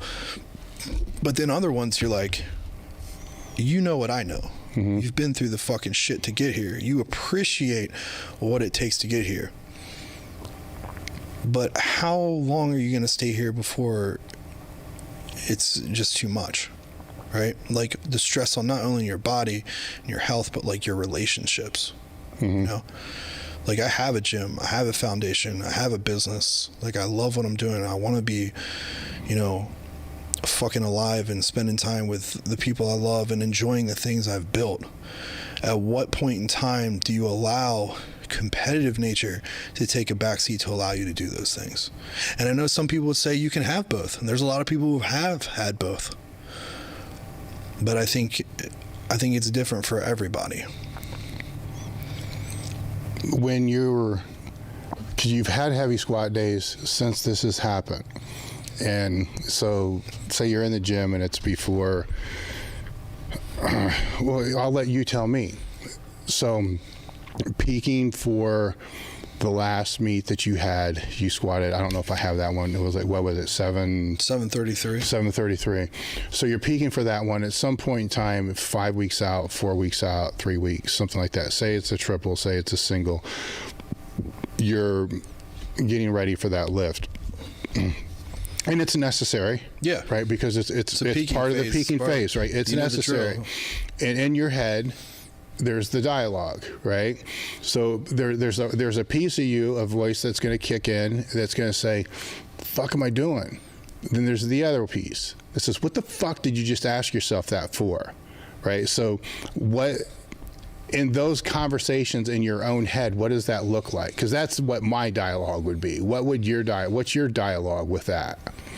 Because you can't tell me that there's no doubt at any point in time from the start till you get there. So what does this look like? What's going through your head before that lift? I think one of those things, like I always think about, like, especially now, is like that I've experienced that massive amount of trauma is like, you know, this could be your last one. Like, and that's true for any of us. And especially, yes, like you've talked about this, like, you know, building it, having your hip replaced, rebuilding it, having the other one taken. Yeah. Like, at one point in time, like, when is that your last one? Mm-hmm. And I'm not saying necessarily when you decide when it's your last one. Mm-hmm. I'm talking when it shits the bed and it is the last fucking one.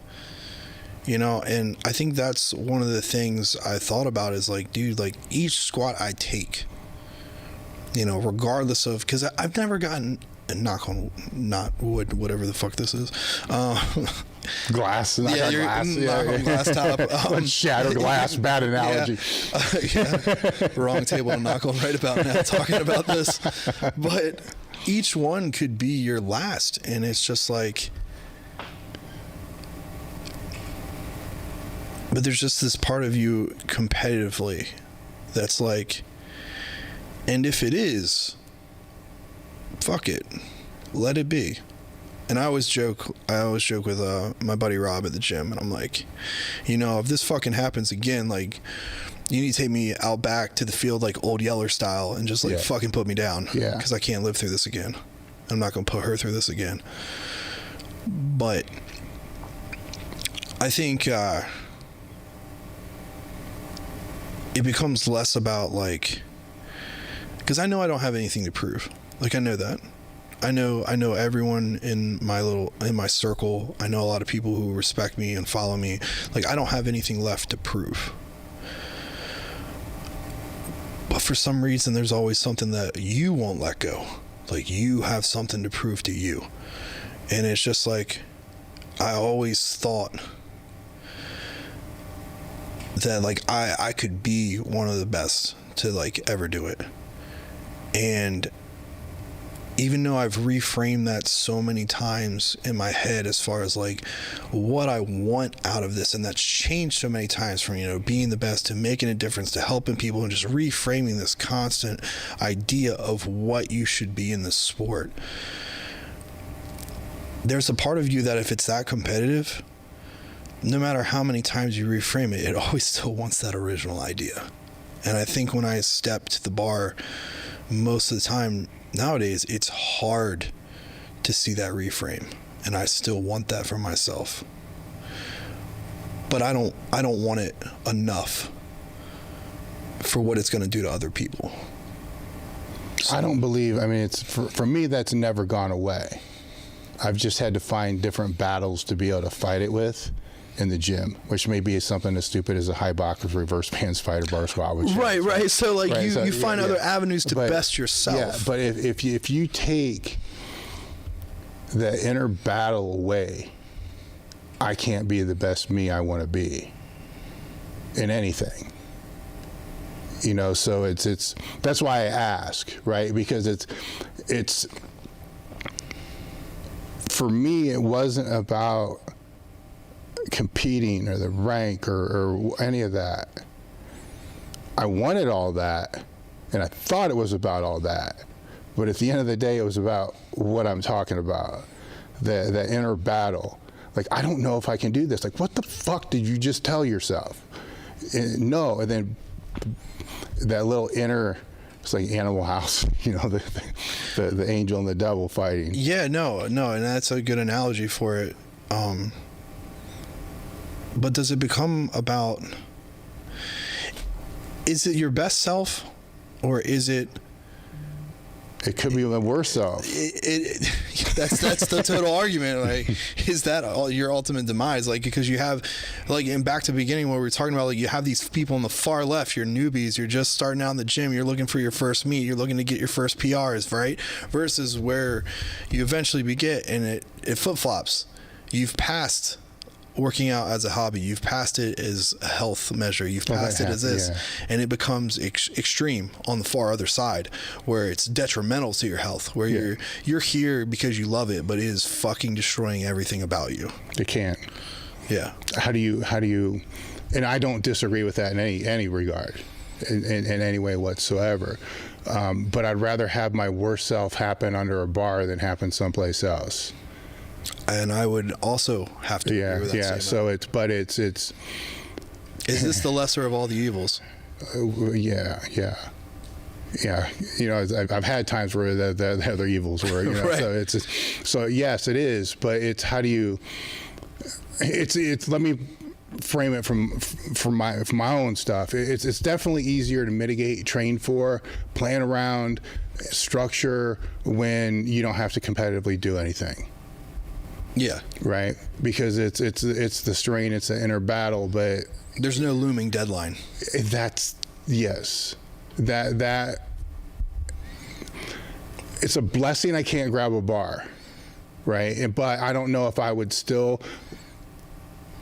have kept competing, because I would have been placing worse and worse and worse regardless of that. That wouldn't have been acceptable to you. No, because I don't want to be a master's lifter. I never wanted to be all those other things. It's either open or nothing. That's how I was kind of taught from the beginning. And if it's time for it to be done, it's time for it to be done. But I didn't expect that inner battle was what I craved the most. It's good, right? But I didn't expect it. You know, because you expected the accolades and stuff that come with it. I figured like bodybuilding training, I'd be able to tame the beast. I figured all this other stuff, I'd be able to tame the beast, and it's not. You know, so now it's like, how do I control my stupidity? Right now, it's tough, man. It's tough. Add bands to it. Yeah, exactly. I mean, it's really tough to control my stupidity if I had to do said thing on said day. So I still plan programming. You know, it's like, here's what I want to do at the end of the year, and it's mine. Nobody knows. Right. Maybe one person knows what I want to do. Like particular goals for that year. Exactly. Yeah, and that's what it's. And they're stretch goals. They're hard. You know, they're supposed to be, and they're in there. But I don't have a day. It's like by the end of the year, it could be October. Hell, last year's I hit mine in like the summer. Like fucking cool. It's like whatever feels right. It feels like at the appropriate time, not because it's that day. But I can move it. Right. You know, so if I'm hitting that peaking stuff and like, man, this shit, I'm not recovering. This feels like dog shit. All right, we'll pivot down, go through another conditioning phase. There's time, you know, and then I don't have to run my dick in the dirt, because the last 5-6 weeks of any peak for a meet is brutal. I mean, you can say I'm going to go into it as healthier than last time, but your fucking shoulders are going to hurt. Your bicep tendonitis is going to hurt. Your elbows are going to hurt. It's just part of the game. Well, if I can, you know, pivot around it, not have to do it, then I won't. Where I don't know, the question, it's odd because, you know, I've had this conversation with a lot of lifters. The question really is, you got to ask yourself, what do you really love about it in its first place? The competing, the winning, the ranking, you know, or that moment in the gym? And everybody's answer is different, you know. And if it is the competing and the ranking and all that, that's going to be a tough one, man. That's a tough one, because at that point, the conversation I would have is, to what point? Because I strongly believe at some point the road has to come to some kind of end.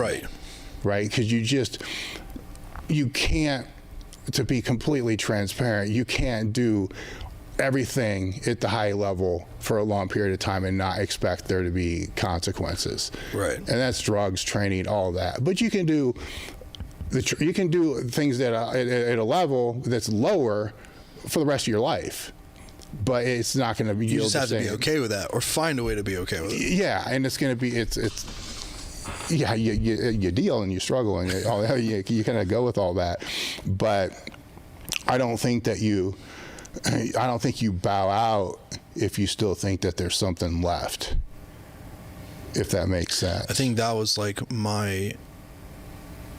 kind of like one of my big conversations. I remember sitting in the hospital bed that we had got to the house. So we had hospital, like I have, you know, teacher insurance, state of Delaware. So we had a hospital bed, a commode, all that stuff at the house. We had bought an outside shower tent for the patio to fucking wash my freezing ass, my little purple legs. It was pretty bad. That I was sitting in this bed, and, you know, like, I hadn't really been upset about it. Like, obviously upset about it, thought about it, tossed it around my head a bunch. But I didn't really, like, let loose and, like, broken down.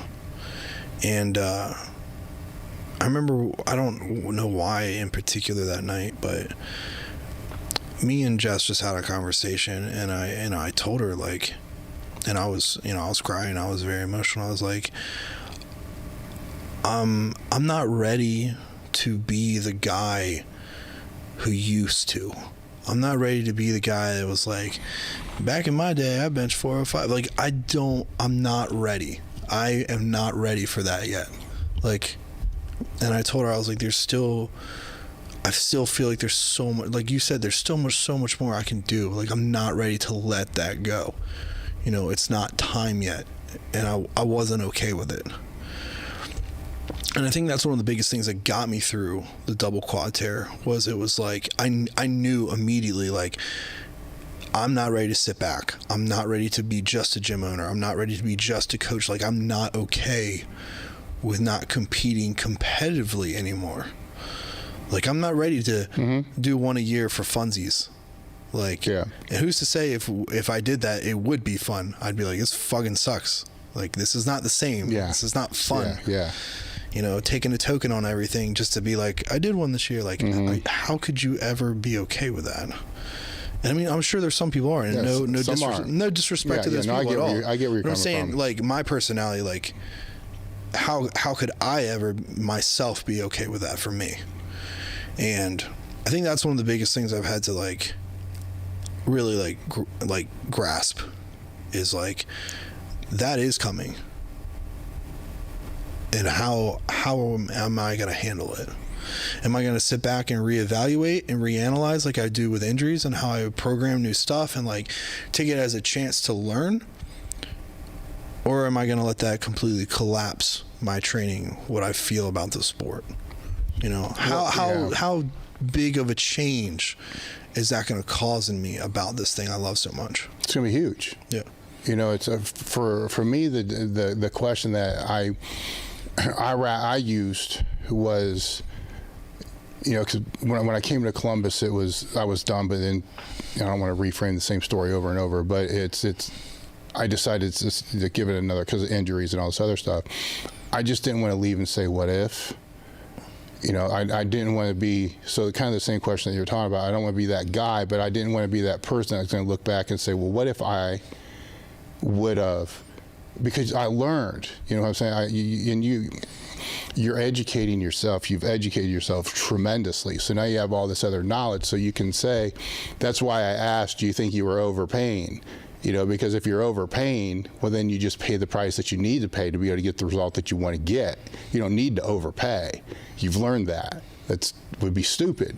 You know, than all the other things. It's the old phrase, work smarter, not harder. And it sucks when you're working harder and not smarter and you still get the results you want. Yeah. You just are too into it to see the, you know, impending consequences. Yeah, and when it's recovery is one of the biggest factors, and stress creates an environment that makes it harder to recover from, then just stress management alone becomes one tool that, okay, I can better manage that. You know, cortisol is better. And then, you know, that you can put things together in such a way that you may think in your old mind you're not doing everything that you should be doing, but in your new mind you would be thinking, actually now I'm actually more all in than I was before, because the things that I thought were all in were a lot of times just scapegoats and excuses for me to do what I really wanted to do but what wasn't optimal to do. And that's how it was for me. That was like the reality of it.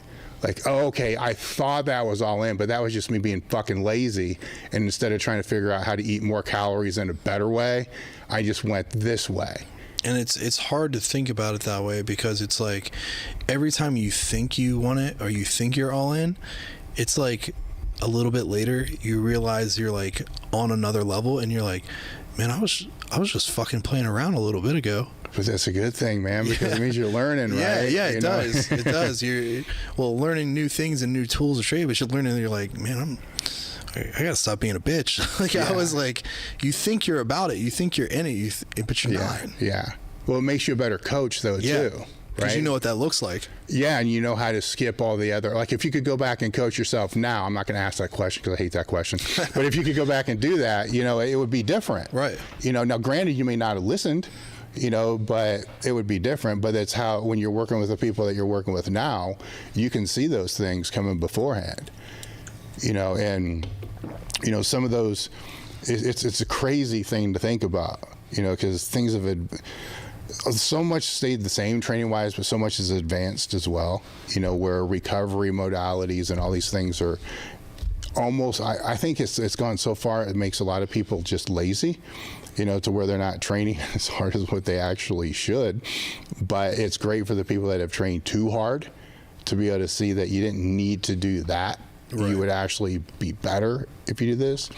Where one of my theories that I've always had, and you can see this quite often, is you'll see people that will use like high frequency training and then they'll just switch over to a lower frequency if it's from 3 days a week to 2 days a week or whatnot. Then they make these huge gains. Let's say they go from 3 days a week to just once a week and make these huge gains. Like, man, my program sucked. It's like, no, actually, it's kind of like you just peaked for meat.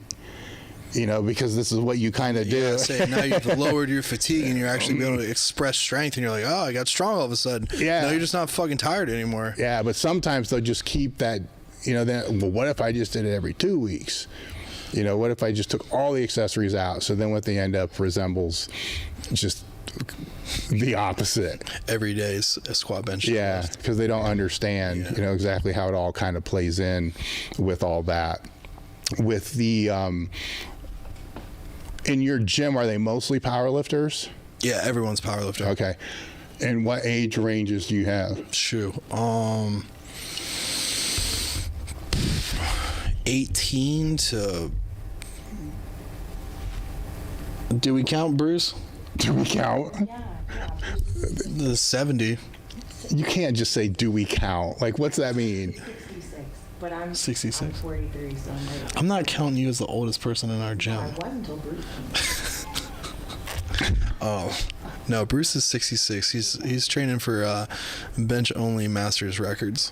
Okay. But he's done a meet, so he's done a legit meet and stuff before. America Health is a premium telehealth platform specializing in hormone optimization and preventative medicine. Are you looking to optimize your health in and out of the gym, improve recovery, sex drive, and quality of life? Have you tried speaking to your health professional about this and have gotten the cold shoulder, stereotyped, or just told as part of getting older? You just go to americahealth.com/table talk, and you can create your own lab, or you can take labs that we've had set up for them, which are based upon the same labs that I've been doing over the last 15 years. Or you can use their guided optimization. With this, they'll put you in touch with a patient care coordinator, which is actually pretty cool because you get to sit down and speak to somebody that can understand what you're looking for from hormone optimization and the preventative medicine standpoint. After that conversation, they'll determine which labs that you should and which tests you should have done, and then from there, get the labs done. They'll review those labs with you and put you in touch with one of their hormone optimization specialists that can determine which supplementation that you should use over the counter or prescription. americahealth.com/table talk. The discount code is table talk. Today's episode is brought to you by elitefts.com. Founded in 1998 with the primary aim to live, learn, and pass on. Please help Elite FTS support this mission by smashing the like button, leaving a comment, sharing with a friend, and thinking of us for your training needs. If you can put it in a gym bag or load weights on it, Elite FTS has it. What's going on? I'm Dave Tate. We are broadcasting from the middle of the Elite FTS weight room, where the underground still thrives and you're part of the crew. It's time to sit down, keep it real, and cut the bullshit. Welcome to Table Talk. Or what I said we're going to talk about are the lifters in your gym. You got a range of from teenagers to Bruce, who does exist, by the way. To Bruce.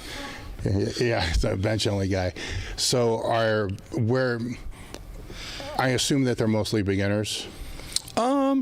Yeah, to a degree.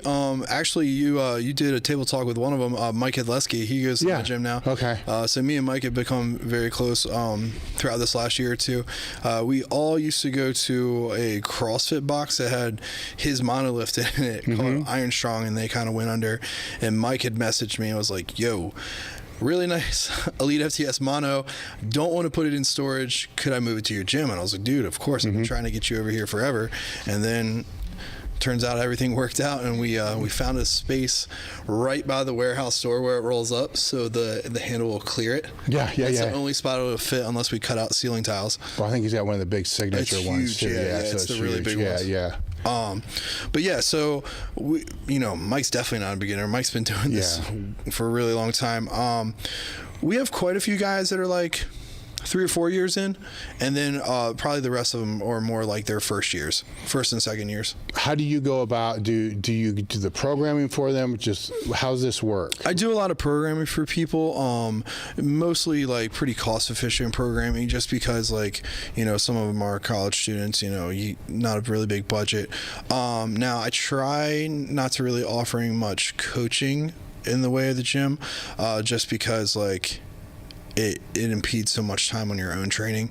And of course, rather than setting up times, people will be like, "Hey, if you're in there, can you help, can we do our coaching session right now?" And you're like in the middle of a, squat and stuff like that. So the answer is no, because people don't organize time schedules like that.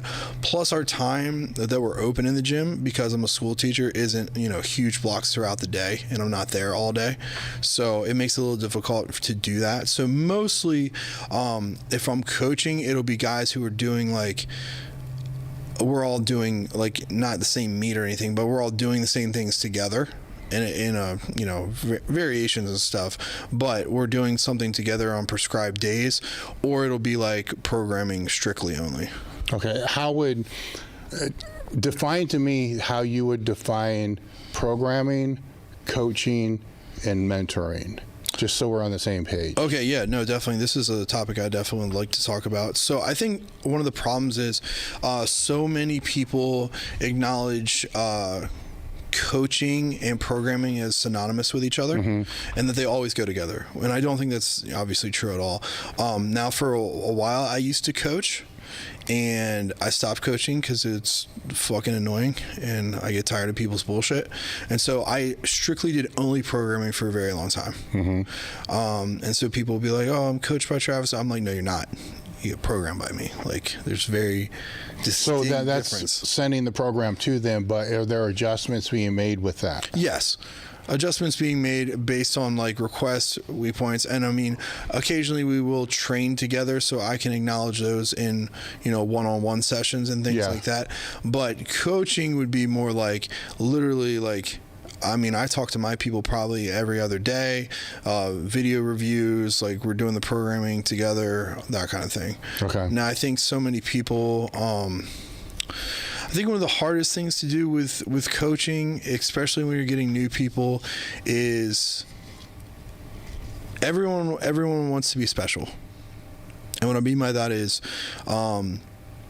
most of them haven't established enough movement pattern and muscle mass to, you know, properly like engage a weak point, right? So, hey, I want X, Y, and Z on my program because I think I'm weak here. No, you're fucking weak everywhere because you just started. So, you know what I mean? I think a lot of people want like special me programming when you don't need that.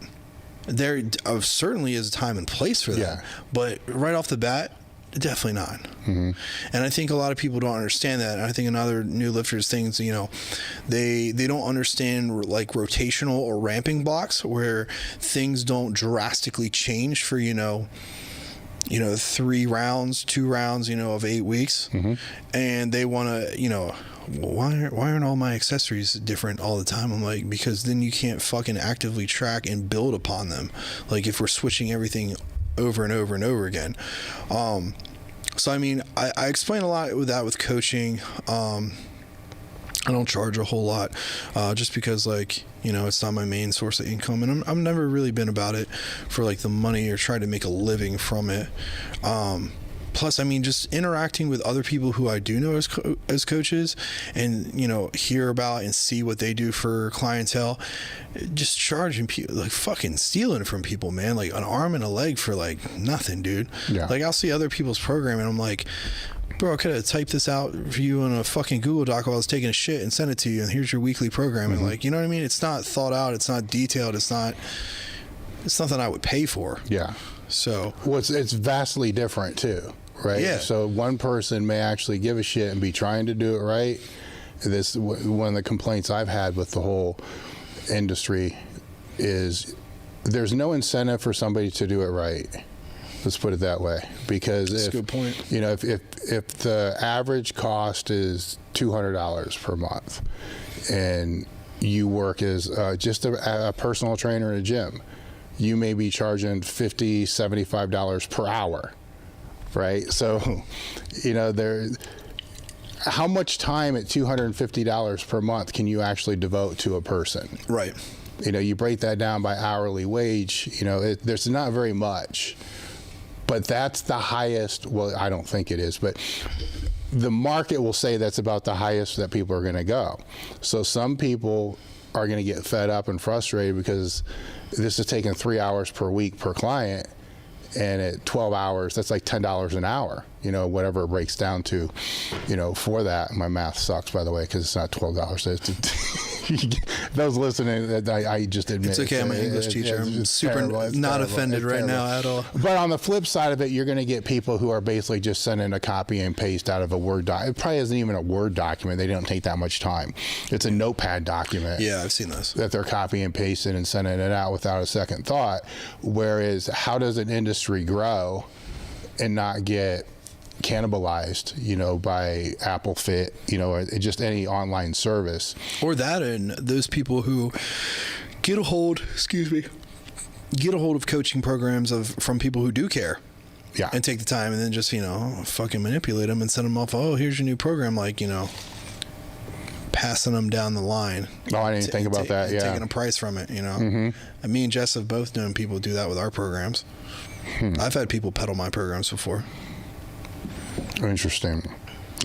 So now it's just, So there's another problem. Like, so every industry's got problems where that's programming. To me, coaching would fall in the same as what you defined it with. There's more personal interaction. There's reviewing. There's dialogue. There's narrative, and I don't know how that even works. It's also check-ins too. I mean, like that's when you would ask more too about like rate of fatigue, sleep, nutrition, things like that. Outside factors playing in on their ability to perform the lifts versus like if I'm programming, like programming's programming. Like I'm not gonna hit you up and be like, how was your day? Did you drink your water? Yeah. Like it's programming, you know what I mean? And I think programming does well for certain people. And when you talk about coaching, you also talk about people. I think we talk more about accountability because a lot of people want to coach for the simple fact that they literally have to report to someone. Yeah. I've known advanced athletes. I'm like, dude, you're not stupid. Like if I gave you a program, you would do just as good. Right? Yeah. And who know a lot of all the, I'm not saying they wouldn't benefit from me coaching them. I'm saying they know enough where like the price bump might not be worth it. Mm-hmm. But they're like, and I've had this conversation with numerous people. It's the accountability. Like they want, I feel like this is a bad phrasing. They want their hand held. Like they want someone to check in with. Like it makes them feel better about the progress, right? Yes. Imagine like a little, and I know this, God, it's so hard to phrase these things and not sound like a complete fucking dick. Like, I always imagine the little kid at the community swimming pool and they're about to do a fucking cannonball. That motherfucker can do a cannonball anyway. Mm-hmm. But you're the parent, so he's like, "Dad, watch me." Yeah. And you're like, "The cannonball is fucking awesome." Mm-hmm.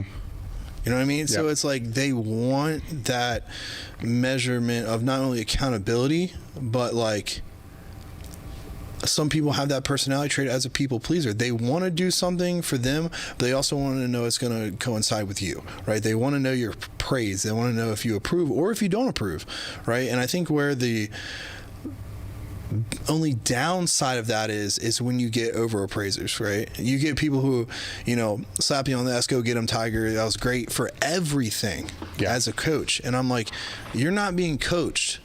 You're getting gold stickers, right? You're getting smiley faces on your paper that you drew. Yeah. Right? You're not being coached. You're not being criticized. You're not being techniques. You're not told to change anything.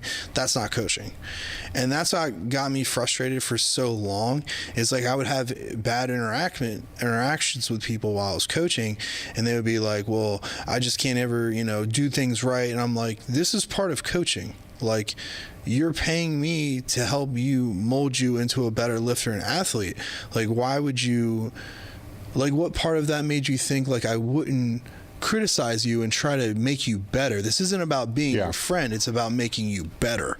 And I think a lot of people lose that. Yeah. Especially in their younger years, like that first or second year lifter. Yes. I also think that there's a lot of people that like to be able to say my coach is ... Yeah. Or my coach says ... And it doesn't matter what level lifter it is, because normally if I meet somebody for the first time, usually within the first 15 minutes, I'm already told who their coach is, right? And I don't even care, but I'm already told. And I don't understand, why. But I guess it would fall back to when I was a personal trainer. I'm sure my clients, 20-some fucking years ago, were like, well, my personal trainer is, so it's that same thing. Yeah.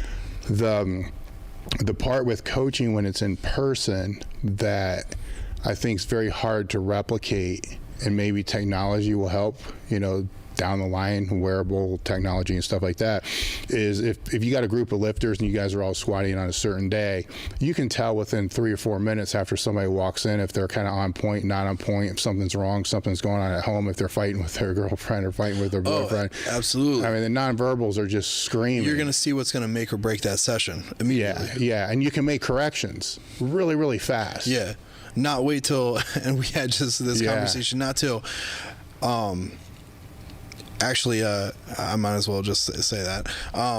Funny you said that. So a guy, I don't know who it was like a burner account. Some guy had made a shitty remark about me on your post. And he was talking about like a group chat where we were, analyzing people's videos and stuff. Now, this coach, who I greatly respect, is very bold and outspoken. He had asked me to be another set of eyes because he likes me as a lifter. He's like, hey, why don't you come in my group chat with my guys I coach, give me an extra set of eyes, and you can criticize, help, make people better. And so I did that. Now, because of who this coach is, I thought most of the time when you get a coach, you want to say who's your coach, like you were saying, but also you generally agree with a lot of their standpoints. You know what I mean? You wouldn't select a coach as you're just like, completely moralistically is total opposite field. So I thought his group would be have a little more oomph, and it was a very small percentage of those, right? And so when I would, people were making excuses and stuff, I would, let them know what's up. And I was like, if you have and this is where this comes to your conversation, talking about in-person training, guys would say, well, I had a long day at work. I needed to feel the weights. And then you look at their videos and they're all overshot. Because they need to feel something. You take the aggression out, fuel, and just miss all their shit. And then I would call them on it. I'm like, this looks like dog shit. Like, you're not applying any of the cues we talked about. You're just in there yanking on your dick because you had a bad day at work. Everyone has bad days at work. Everyone's got shit going on. It shouldn't impact your training like that and give you an excuse to blow off your percentage or RPE because it was a rough day. Like blow off, like going higher? Yeah. Okay, because I would interpret feel the weights like you're warming up to feel if it should be lower, not the other end. Oh, of the no, I'm spectrum. talking like when they're like, it. I need to feel something, like it was like on. heavy. Yeah, exactly. So, so I basically said that, come on, but I said it in a much more aggressive way. And so I got told I was a royal asshole, and that I had people make comments like, who does this guy think he is, like just being pissed off at me. And so I told the coach, I was like, look, dude, I really appreciate you letting me in here, but this just isn't for me. And so I left, and we all just got laughing because we saw that comment on your thing, and I knew exactly what it was about.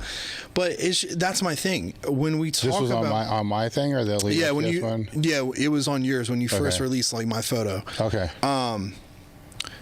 But that's my thing when we come back to what you were talking about with the in-person sessions. Like, in-person sessions, you can save that kind of stuff because you visually see that, right? You didn't have to wait till afterwards to know they had a bad day and they were going to fuck around and do something stupid.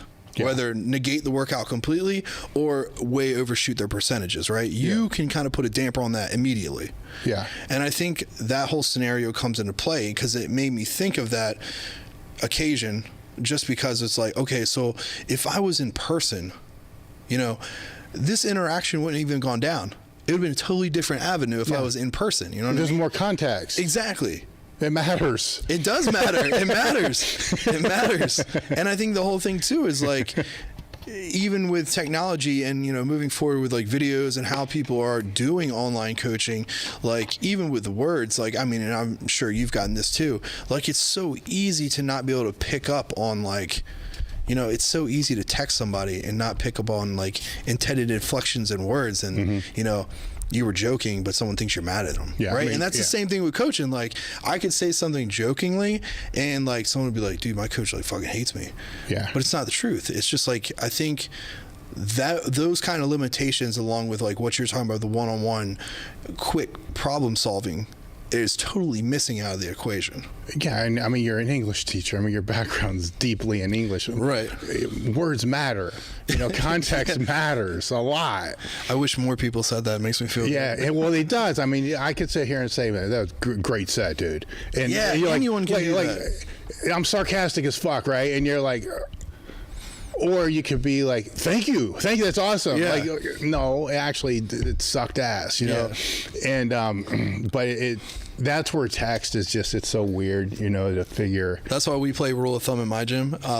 If I don't say anything to you, it means it didn't suck. Yeah. If it did suck, I'll actively tell you it was fucking bad and like let you know. Yes. But if I don't say anything, it means it was fine. Yeah. So No, I get so that. you can't mix up the words. No, you know I what get mean? that. I mean, I'm perceived as an asshole just everywhere I go from the time I was in fucking high school. So it doesn't change, you know. And it's weird. I mean, you got to understand it, but it doesn't transfer to text or messaging and, you know, all the other kind of stuff. And it's like, I get so mad. Like, I make story posts all the time. My friends love to tease me about this. Like, I'll have my friends text me that I live with and be like, hey, you'll be proud of me, I read today. Because, like, one of my biggest things I blow up on my stories all the time, like, I wish people would just fucking read. Yeah. Like, no one, it's such a lost art. Like, not only me because I'm a writer, but, like, everyone expects, especially high-level lifters, to just like give, but it's like, dude, no one here was shot out of the womb and just knew all this stuff. Like, we fucking read, we watch videos. Like, my first thing I do every morning is I fucking read, right? And if I can't figure it out through reading it, I'll go try to find video examples of something to help me like compare textual learning with visual, right? Because that's how you do it as a fucking teacher. But like, I don't understand the lost concept of reading anymore. And here I am, man. I'm the person that years ago was saying that, you know, no question's a bad question because it may be I may be asked the same question 100 times, but it's the first time you ever asked me. I remember you saying that. And I did say that, and I'm not going to go back on the fact that I ever said that, but I did say that, you know, that I respect being asked more than somebody just Googling, and I did say that, but I'm changing my stance on that because it's the number of times that I get a lot of DMs, so I used to answer all my DMs, all of them. So if it was a training question, no matter what it was, I was answering all of them for years. And then in 2020, that shifted a little bit. There's other reasons for that, but during that time, it's so frustrating because I would answer with an article link. And sometimes it's not easy to go find the art. It's not hard, right? It takes a couple minutes, look it right? up, know, I'm on my phone. I'm fucking trying to find it, you know, on Google or wherever it is. And first off, what article was it? Trying to remember. Then this isn't the one. It may take 3-4 minutes. It's not a huge period, but it's 3 or 4 minutes. And then I would send it to somebody, and then immediately they would ask me a question. Immediately, like no fucking way they read this. No fucking way. And I'm like, motherfucker. Like, you can't even take the 3 or 4 minutes that it took me to go find this, to read it. And it's like, oh, I don't want to. Some people would even say things like, oh, I don't want to read that, man. Just tell me what I need to do. And you don't deserve to know it. Well, I can't. It's a fucking DM. Yeah. With no context. And like, here's an article, and sometimes it'd be a blog, not long. And so there were a couple times I'm like, you know what? I'm going to find the shortest possible thing, like a micro blog, like an Instagram post, which are actually harder to search for. They are, yeah. They're a motherfucker to search for. And send that just to see. Same thing. And I'm like, man, come on, like, you can't. It's like a 60-second clip and like 120 character like caption. You couldn't fucking. These are just, this was before Reels, man. Yeah, this is just like quick stuff. A microblog. It was just a fucking image, and here it is. I'm like, this is crazy, man. Let alone writing, you know, which is another thing I could vent about. Because maybe I'm just fucking old, but I think they're both important. You know, reading for a lot of reasons, and you know, writing. Admittedly, I'm not as good now. I used to write a blog post every day in my notepad. I used to post blogs every day, but I write just to write. You know, and I'm not a great fucking writer by any stretch of the imagination, but just putting words down helps you, I think, become more intelligent, at least think more, question things. I mean, you would know. You tell me, like, what is the importance today? Because you're an English teacher, and this is going to be biased, yes, but it's still fucking true. What is the importance today of kids learn, or just even adults, learning how to write their thoughts? It's extremely important, and I'm glad you added adults, just because a lot of the parents I reach out to, it's the same issues. I can tell by the way you're replying to emails, you know, like your vocabulary, your skills at reading, like those kind of things are not built, or something that you practice at home that is easily, I can see the same not good habits forming in your child, right? And that sucks. You never want to tell a parent that, but it's so painfully obvious, and I work at a high needs, high poverty school district, so many of the parents won't even like call me back or anything. So like now I try to do like the Google Voice where you can send, like, you pick a number and you can text them. So like maybe people answer text versus voicemails and stuff, and you'd be surprised still now. But like one of the biggest things in the classroom is like basic skills such as reading comprehension and the ability to even like list things in like a logical order are just gone. And so like one of the biggest things I constantly wonder is like I get 10th graders and I'm like, how in the world did you make it to me and not know how to do some of this stuff? And I'm talking, dude, rudimentary base stuff, like, and even at their age with technology, like every kid in my school has like a Chromebook, like a little laptop, and like don't know how to export a file. And I'm like, dude, you're like 15.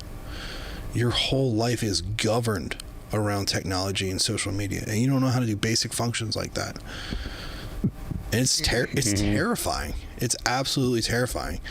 And I think one of the big things like we're talking about, where like you take your time and you find an article and send it to them, right?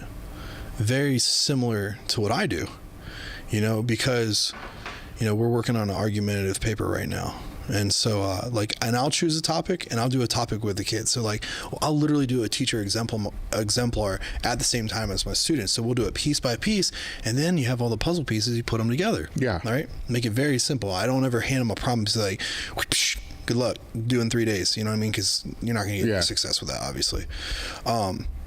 So my topic this year I chose was tattoos, and the argument was why the tattoo age requirement should be 21 and there's no exemption for parent signature. So you can't even get a tattoo if your parent signs. So all the kids, of course, look at me, because I want to make one argumentative. They're like, look at me, and they're like, you're gonna argue that? I'm like, yeah, man, I didn't get my first tattoo until I was 22. And so I go through, but when we start finding sources, right, we start finding research articles, things that are going to back up and prove their reasoning to me, they simply don't know how to find it. So when you tell me, you have a guy particularly ask you a question and you respond with a link to a very well thought out article and they don't read it, it's no different than my 10th graders. Like I'll lead them to research articles, but they don't know how to like comprehend, how to take away, how to utilize things to back up their reasoning or evidence. It's just like another sheet of paper you put in front of them. And I think because of how fast technology has escalated their abilities to learn stuff via media, that these things feel very foreign and obsolete to them, right? So for example, a very easy comparison would be like, look at a recipe book, right? My mom's giving me recipe books, right? It's very easy. You could open up to a certain tab, proteins, bunch of chicken dishes, find the one you want, look at the grocery list, go to the grocery store, blah, blah, blah, tell you how to cook, right? But now you can go on TikTok and this fancy motherfucker will throw it together in 85 seconds on a TikTok, and a kid will watch that, but won't read the same thing if it was written out. You know what I mean? And so it's turned, I think, this younger generation into complete visual learners. Like, even though you've had visual learners, people who respond better to auditory or oral learning, like, because of the escalation in that one area of media, it has really driven kids that were otherwise other learners into that same category. So now we have this giant influx of basically like visual media only learners, right? Whether they were born that way or whether they just kind of hopped along with the cultural movement towards that.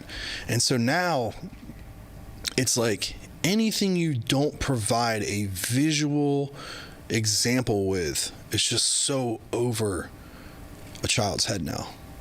And it's something I've watched for like a year or two now. And it's been going on longer than obviously, but like in my classroom the last 2 years especially. And of course, COVID escalated that, you know, because then it was pushed to strictly online learning. And so like, you know, if you didn't attach a video with whatever they were reading, they weren't fucking doing that. It's just like an outward refusal of work. So I think that because of that push, we've really taken away from their ability to read and to write, and that the education system, unfortunately, is so incredibly outdated, man. We're talking like, you know, we're still following curriculum plans and things built in the 19th century, and we're like, what, fucking quarter of the way into the 21st, and we're still rolling with the same things that were principles of the 19th century. You're still rolling with those same principles, but look at how many things have changed drastically. Yeah. And no one's keeping up with that. No one's thought to like reimagine that process or reimagine what the kids would respond to in this. Instead, they're just trying to just random plug and plays with curriculum, and it's fallen on its face. Yeah. Like we tried one this year that's basically has everything organized online to make it more like technology friendly. Kids hate it. Can't stand it. I even have kids tell me they'd rather do like pen and paper work over this. And you'd be surprised. You're like, but your whole lives are computer and technology. Why would you not rather gravitate towards that? And it's not because of the technology. It's because of what medium it is. Right? It's not the actual... No one's saying they learn better on a keyboard and a screen. They're learning better through visual representation, no matter what that is. Yeah. I think that's what a lot of education system is getting confused on, right? They see, oh, kids text on TikTok all day. Fucking give them a laptop. That'll solve it. It doesn't, because it's not the same way they're learning. It's just the devices resemble each other. It's so they're getting the information through a similar like keyboarded device, but they're not learning the same way. Yeah, but what I wonder with that is, and not just with the kids, but with most people I know, is when I write or have to write, I have to think. Right? So for me to write, I have to think. Unless I'm copying, something directly, I have to think. If I'm watching something, I don't always have to think, unless you're asking me questions that are going to make me have to think, right? So while that 60 seconds is on, you're blank screening it. You're just there watching. Yeah. So if you lose the ability to think, that's not good, right? Because then, I like the idea that you're talking about an argumentative assignment based upon tattoos, because I think people have lost the ability to disagree on things and understand that they still agree on a lot of other things. It's with the powerlifting and political stuff, we may disagree on certain things. I don't know, but that doesn't mean that we have to hate each other because we would disagree on a squat depth definition. I literally had this conversation with a kid on Facebook the other day. Right. A local guy that I know. And I was like, just because you don't agree with my opinions in the sport doesn't change the fact that we're trying to grow the sport and make it better. Everybody wants that. Yeah. Who does not want that? So why the fuck can't we, you don't have to hate me because you didn't agree that I don't fucking like this whatever. No, but if they shut down the dialogue, and there's no narrative, right, then it goes nowhere, right? If they don't have the ability to think, you know what I'm saying? Mm-hmm. And that doesn't allow you to even be able to express your opinion. And on another level of this is, just the other day I had somebody that was going through some shit, and I told them, they're having a hard time sleeping, stuff like that. I'm like, are you just writing down your thoughts before you go to bed? Get them out of your head, put them on a page, just to let you go to bed. And just write your thoughts down. Just get a book, write them down. Don't fucking show anybody. You don't have to show anybody what you write. That's your story. You write that. Nobody needs to see that. Just you. Hide it under your mattress, fucking put it in a safe. I don't give a shit what you do, but just get it out of your head, put it on paper. All right. Fortunately, they know how to write. I don't know what they're going to put in there, but it's probably some shit that they need to get out of their head and start to deal with a little bit. Writing allows people to do that. He can't voice dictate that. He can't talk to himself on the way to the gym about that. I'm sure he could talk to a therapist about that, which would be the great thing, but how many people are going to actually do that? You see, that's a power of writing that I think people just completely dismiss, is the ability to put words on paper that are in your head that somebody may never read is going to help a lot, for a lot of people. And that's probably one of the reasons why I force myself to keep writing microblogs just myself, right? Because sometimes it's stuff I will never post, but I just had to word vomit, whatever it was out, and that's disheartening, to hear that isn't happening.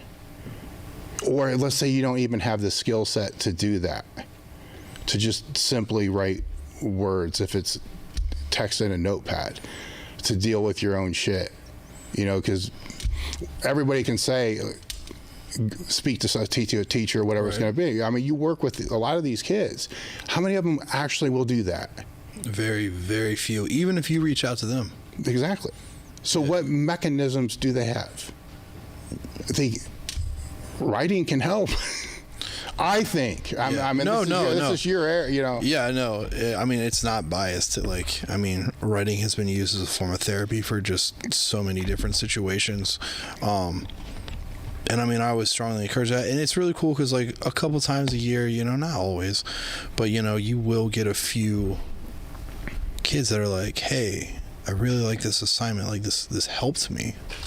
And then that's when, of course, you can be like, well, hey, I'm going to give you this journal. I want you to continue this, you don't have to show it to me, write what you need to write, if you like writing poetry, write poetry. You just want to write thoughts, like anything gets better. And I have the kids the same way. When me and I had an art teacher last year, the last 2 years, me and him ran the after school arts program. And so we would paint with the kids and stuff like that. And they would come in and watch me make new tattoo stencils for people and stuff like that. But I told them even that, visualizing what you need to get out and turning that into some form of either written word art form or literally paint art form is just helpful on another level. And, kids didn't really understand it until a couple of them gave that a shot. They're like, I feel better. I was like, yeah, man, every Tuesday and Thursday I look forward to just coming out and sit next to you and we can sit in complete silence and just do art, and you'll feel better by the end of it. And a bunch of them thought I was bullshitting them. They all were like, this fucking makes sense. I'm like, yeah, I know. Just got to give it a shot. How did you end up teaching them in the districts that you're in? So my scholarship through University of Delaware, let's see, because I worked back. It's difficult. I worked backwards. So what happened was I had a master's in British literature from Salisbury University, but to be a secondary education teacher, you needed a continuing teaching license in the state. So I got this involved in a University of Delaware program called D3TP, and so it was for teachers who already had their master's degree, a higher level of education than you needed for high school. So you only need your bachelor's for high school, and could essentially work backwards while they worked during the school year. So I acquired my other 2 years teaching license while I was already teaching at the high school. Got it. So, but part of the agreement was you had to teach a minimum of 3 years at a high needs school in order for the scholarship to be met. And if you backed out or quit before then, you would have to pay the money back. So that's But you've been there longer. 9 years. So why'd you stay? I love it. I did. I'd say my first 5-6 years were incredible. I knew this is what I wanted to do. But as education has gotten worse, as the teacher shortage has gotten worse, they're starting to really pigeonhole what educators are allowed to do And not only from taking a power away from them as far as like consequences for kids and stuff, but what we can do with like the curriculum and stuff. So like, for example, this year, I picked out none of what we read. The whole program was paid for up front for the curriculum and the online boarding thing I told you about with the Chromebooks. And like any of the kids that are, you know, misbehaving, which is a large majority of our school,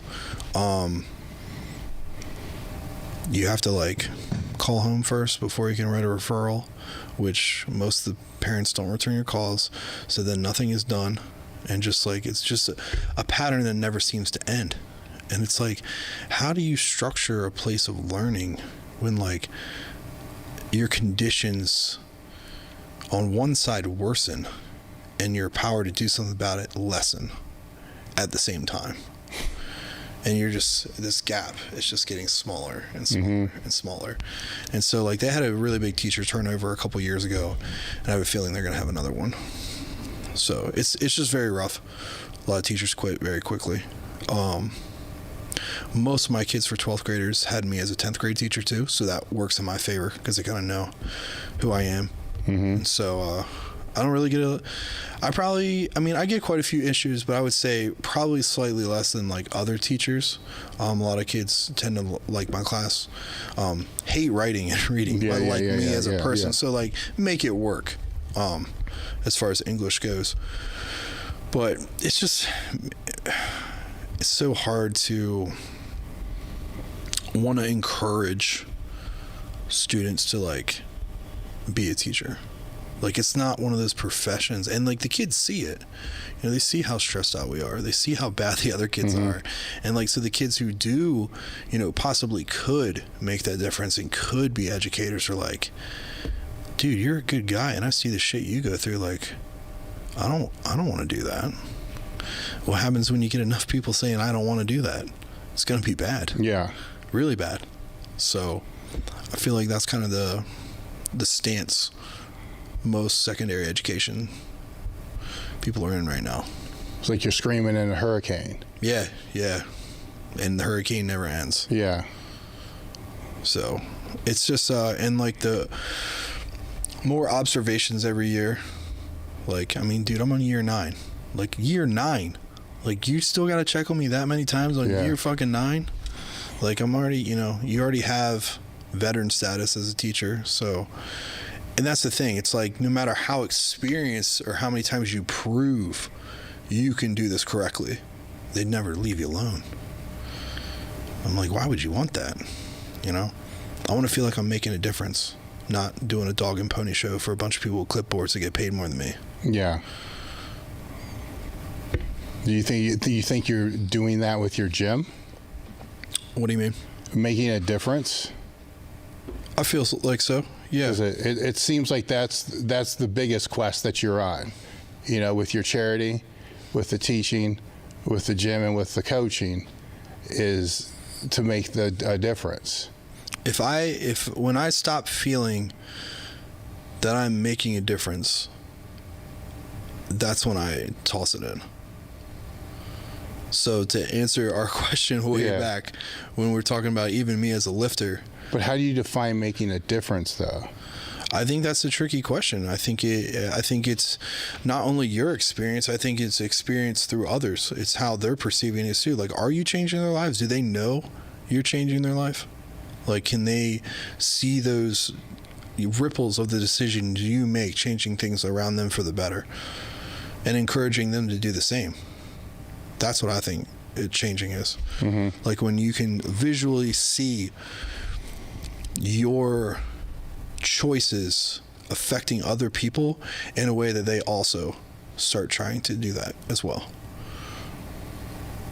But it still comes down to if it's one student out of 100, is that measurable? Is that enough? Yeah. Right, and it's the same thing with the powerlifting. If it's one person that powerlifting helps change, is that enough to keep you going? Is it? I'm asking you, is it enough? I think selfishly, it depends. Depends on who that person is. Yeah. It depends on how much that person needs it. I think there's different levels to needing something. How so? You know, is it in need of you to make choices to help them stay in doing a hobby or stay in doing a job, or, you know, thicker choices like staying alive? Like, is it that kind of difference? You know, what parts of you are they depending on? You know, like how do they perceive you as someone that's helping them? And I think it's like, it's hard to have your own accountability in something like that you're openly admitting yourself that you're staying in this for one person, you know, or But it's also hard to make a statement of, as soon as I don't think that I'm helping anybody, I'm out. oh yeah, and I'm not saying that's an easy You see easy what I'm decipher. saying? Yeah, Yeah, it's yeah, not. yeah. It's not at all. And I mean, we could sit here and play devil's advocate all day with it. Well, I know, that's why I am, Yeah. you know, because these are the same thoughts that I have. That you often have. Yeah. Yeah, and it's like, well, how do you define this? Is it definable? I don't know. Yeah. You know, I just come back to, I'm not going to let the world change me. That's my easy fucking out. You know what I'm saying? You know. Yeah. When you say it like that. But I mean, if you were to press me as we're kind of doing here, I don't know. You know, Like, if we both took pieces of paper, like, could we physically write that out? I don't know if we could. Like, when we say literally define it, could you? I don't know if we can, because I think that throughout history, people have tried to write it out and have done the best that they can. You know, philosophy, you know, Yeah. you know, all these different rabbit holes that you go down and you read it and you're really interested in it, but then your own mind starts getting all fucked up. Yeah. Because, like, what did they mean when they wrote that? Yeah, and how much influence do you take away from something like that, Yeah. and then reframe it on yours? And you're Yeah. like, well, do I think that, or do I think Yeah. that? And then what did that word mean back then? Because I know what it means now. Right. Yeah. It's like fucked up. when you try to change and help people, and you end up fucking your own head up. Well, yeah, exactly. Yeah. You know, and is it helping you? Probably not. It's that I don't know. Yeah. You know, is it helping you more than it hurts? Or helping them more than it hurts. Like, can you withstand that, knowing that it's making something better for someone else? I think that's more like the real question. How much could you endure knowing that it was helping that other person just as much? Well, it's my other default is the way that I approach life, and I've said this on several podcasts, is I'm going to take care of myself first, physically, mentally, and spiritually. That's my first priority above everything else. Because if I can do that, then I can take care of my family. Right? If those aren't right, I can't take care of my family. It's true. I will not be the best father and husband I can be if those aren't right. Right? So then after that, you know, with the family, then the third is going to have to be my business, you know, because it's the third priority I have. Do I have any energy after all that? Because if I do, then yeah, I'll worry about it. And then what difference can it make, you know, after that? But as long as I keep my priorities there, it's a little bit easier to wrap my head around all that, because at least it puts me in a position to where I can ask myself, is this coming at the expense of those others? Is this coming to the expense of my physical health, my mental health, my spiritual health? Right. Yes, it is. Okay, do I need to do this? Like, it's as if this adding value or taking value, you know, is it adding more or taking more away? Makes it much more easily measurable in a yes and no type state. Big time. Yeah. And it also makes it so much easier to say, I don't need to read the comments on my Instagram, right? You know, because does that add? You know, does that take? You know, where does it? And it's fluid. You know, it's going to change based upon obviously the needs of all those other things with that. But I mean, outside of that, I mean, there's still a lot of time. Yeah. right? And that's yeah, sometimes I wish there was no more time after those two things. It'd be so easy, right? Yeah, to not have to manage anything else. Yeah, but it is. But there's a reason why we all do what we do. You know, and for me, the training's a big fucking part of it, though. It's a big part. I think it works its way into a lot of our lives.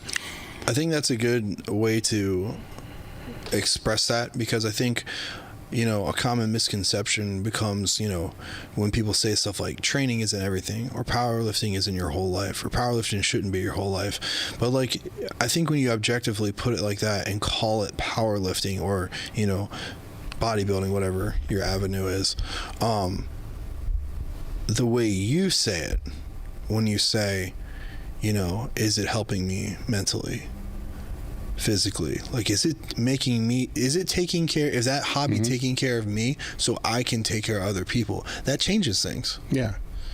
Because people don't look at it that way. They're like, oh, this is your hobby, you know, you can't make that your whole person, but this is making me able to do the other things. Yes. Yes, and I would question them back, do I have the right to be able to tell you what's important for you? Because if you're able to tell me, oh, it's not that big of a deal, it's just a hobby, well then does that give me the right to be able to come back to you and say whatever you love and whatever's helping your, you know, physical, mental, and spiritual health? I just think as a hobby, do I have the right to be able to tell you that's just a hobby?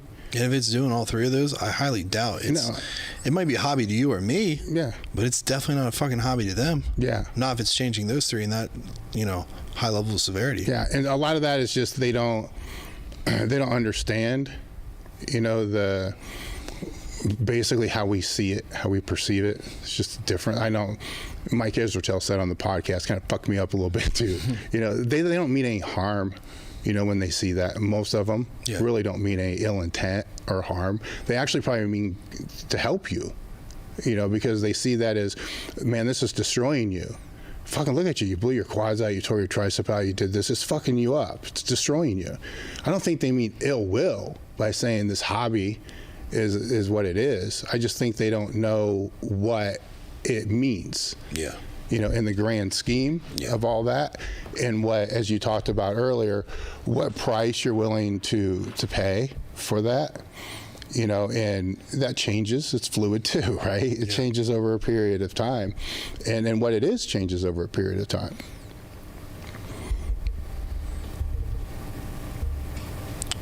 Yeah, I think definitely me, even through, so how long have you been powerlifting, dude? I did my first meet in '82. My last one was like 2004 or something like that. I'd have to look that one up. It's almost been 20 years since you did a meet. Yeah.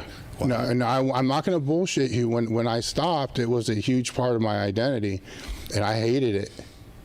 I fucking hated it with a passion. And then it was part of my business, which made it even worse. Yeah, right? It's like you're trying to come to reconcile the fact that you're trying to move that away, but like it's like this. No, there's no doubt I was going through all the stages of grief even before I finished. You know, like you're probably doing it now, like bargaining and all this, all this other. Well, shit. I could do this if it makes it feel better. Yeah, and I think that if I would have known something then that I do now, I wish I would have known that was part of it. That I was going through that, right? And it would have made a little bit of a difference, because I lost, and I also, this is why I push it so much. I also lost sight of what it's really about, right? Because when the only meets I'm going to were nationals and top meets, and I'm not even going to local meets, and all I'm ever around it's West Side, man. Everybody I'm around is willing to actually die, literally die. For the PR and for the sport, myself included. No harsh talk, willing to fucking die. If I would have fucking died at that time doing that, I can even say now, good. At least I would have fucking went out doing what I love to do. So willing to do that. But I lost the fucking teenage kid that fell in love with it in the first place. And it took me a while to find it again. Right, and it did, man. It fucked me up because it defined the whole sport. You know, kind of like the conversation we had earlier. Yeah. Because I'm a meet director. I'm, you know, running the federation for fucking IPA or whatever it was, which really wasn't doing anything except the title. But that's all the, God, it's the same shit. Nothing's changed. It's just different communication means. Same crap. And you're caught up in all this bullshit. And it took a while. And I went to, it was a local meet, and I watched somebody pull PR, which not a huge fucking PR, man. It was a fucking PR. And it was on the deadlift. And then I watched another one pull a PR. I mean, we're talking 350, 400. We're not talking big fucking numbers, man. But those deadlifts that you could tell, it was hard, and they had to make that decision. I'm finishing this motherfucker, you know, and pulled through it. And I walked out of there like, man, this, what the fuck was I thinking this is what it's about. This is 95% of the sport. It's not this other stuff. It's not, you know, and I think that a lot of lifters self-sabotage themselves at the higher level because they forget that it stops being fun. And when it stops being fun, they're stressed out all the time and they can't fucking recover. And then one meet becomes another bad meet. It becomes another bad meet. Then the excuses, you know, there's excuses out the fucking wing hill, you know, about all that. And and it's a good time because now they can actually find a way outside of like working in strip clubs to be able to pay while they're competing and other jobs. But at the same time, I think it's a bad thing because they have other ways to be able to pay for the training outside of educating themselves. And I think that's a big pitfall too. Yeah. Especially when the lack of the education that you're talking about to begin with, it doesn't just stop at the need school. No. It's everywhere. No. I had a really good friend of mine tell me, I don't have the statistics to prove this, so I'm just going off a friend of mine that's a doctor that's been around for a long time that told me that he read something that even doctors don't read anything after they graduate. Fucking MDs. Right, so you can have an MD that's been in practice for 15 years and they've read nothing since they've graduated. You know, that's epidemic. It's funny too, because like you see a lot of PTs like that. Yeah. You know, like still recommending like rice and super outdated shit like that. Thank God, you know, for meatheads that are willing to explore the outer edge. And isn't that like flipped? Yeah. Like you got the meathead guys reading and the PTs and people who went to school, they're like, oh, we're done. Yeah. Yeah. And it works. And, you know, I've had PT straight up be like, hey, are you icing that? I'm like, no. Yeah. Yeah. Maybe at first to negate the swelling, but afterwards, absolutely not. Mm-hmm. It's wild how that works, though. It is. But it's when to go back to what you were saying about your students, when you have a knowledge for education and thirst for education, you're going to find a way. Right? So you tear both quads out, you want to be able to come back. What, are you going to not find a way? Yeah. That's not like an easy road to navigate and just like sitting there on your own. Like you have to read, you have to talk, you have to experience other methods of programming and different things to make this work again. Yeah. It's not sitting on the couch on hopes and dreams. And I think that's the other thing why doctors are so used to that. You know what I mean? The average person, you do something like that, like you're just going to sit there and feel bad for yourself. A lot of them don't even take the rehab seriously. Like, dude, I think, fucking third day out of surgery, I was already trying to walk. Yeah. Like, I was after it, man. I might not squat again, but I'm damn sure going to fucking walk again. Oh, yeah. Yeah. I mean, you got to take care of that shit, bro. Yeah. Yeah. But after the first step, then the second step. Actually, it's after you stand up from the toilet when it's actually at a close depth. Yeah. That's when you start thinking, oh, wait a minute. Yeah. This might happen again. You've gone from raw into, I want to say multiply, but the total is unlimited, and I'm sure it's a band shirt type thing. Yeah. With that, do you think you're going to stay that route? In multi, yeah, I'm back to a poly now. Okay. So I actually was going to use a poly at Freaks, but so I had lost obviously a shitload of weight in the hospital with my legs. So coming back, you know, I was benching raw, and then I got back into a shirt. But I think I had lost close to 25 pounds in the hospital. Mm-hmm. So, you know, when I started gaining all that weight back, the shirt I had didn't fit me anymore. So I was like, fuck, I'm not going to show up to my very first meet multiply and be in a shirt that's like way too tight for my experience level and not be able to, you know, fucking bottom out, not be able to touch. Plus I had a double ply F8 that, like I said, I've become really close with Rob and Tiff over there. And dude, while we're on that subject, cannot speak more highly about those two people. They're fucking phenomenal. Yeah. And they've not only like rooted me on and fucking take care of me, they've given gift certificates for meets I'm hosting, fucking altered everything I own to fit my dumb ass. Like they've been amazing. So shout out to Rob and Tiff at F8 Customs. But I used one of their shirts, and that was the other reason I used it. Like, I really wanted to, because I knew they were live streaming and stuff, and like, I knew people were going to ask me about the shirt and stuff. So I was like, I wanted to be seen in that for them too. You know what I mean? To represent them, because they'd been fucking amazing to me. So yeah, I'm definitely sticking in multi and single. Probably bounce between both of those. How was that transition for you? From raw to multi? Yeah, because I've seen the other. I've seen multi to raw. We've seen that story play out a lot. You don't see the story going the other way. It happens a lot, but you don't hear it a lot. So my first couple of experiences in gear were all in single ply. Yeah. And then what about stance, squat wise? What any things you had to change? So I had to go wider. Yeah. I could still low bar and go wider because it took a little pressure off my quads. I was really scared to put wraps back on. I'm not gonna lie. I was terrified to put wraps back on. But you're sitting back more, right? Yeah, it's just the sensation. I get it. I get it. Right on top of your scars, and like you get weird sensitivities in your knees now because like all the nerves trying to reattach and shit. And it's like half your knees hypersensitive, the other half can't feel shit. So I'm like, something's popping like on the one side. I don't even fucking know what's going on. And it's just fucking scary, man. But I got rather comfortable in that really quick.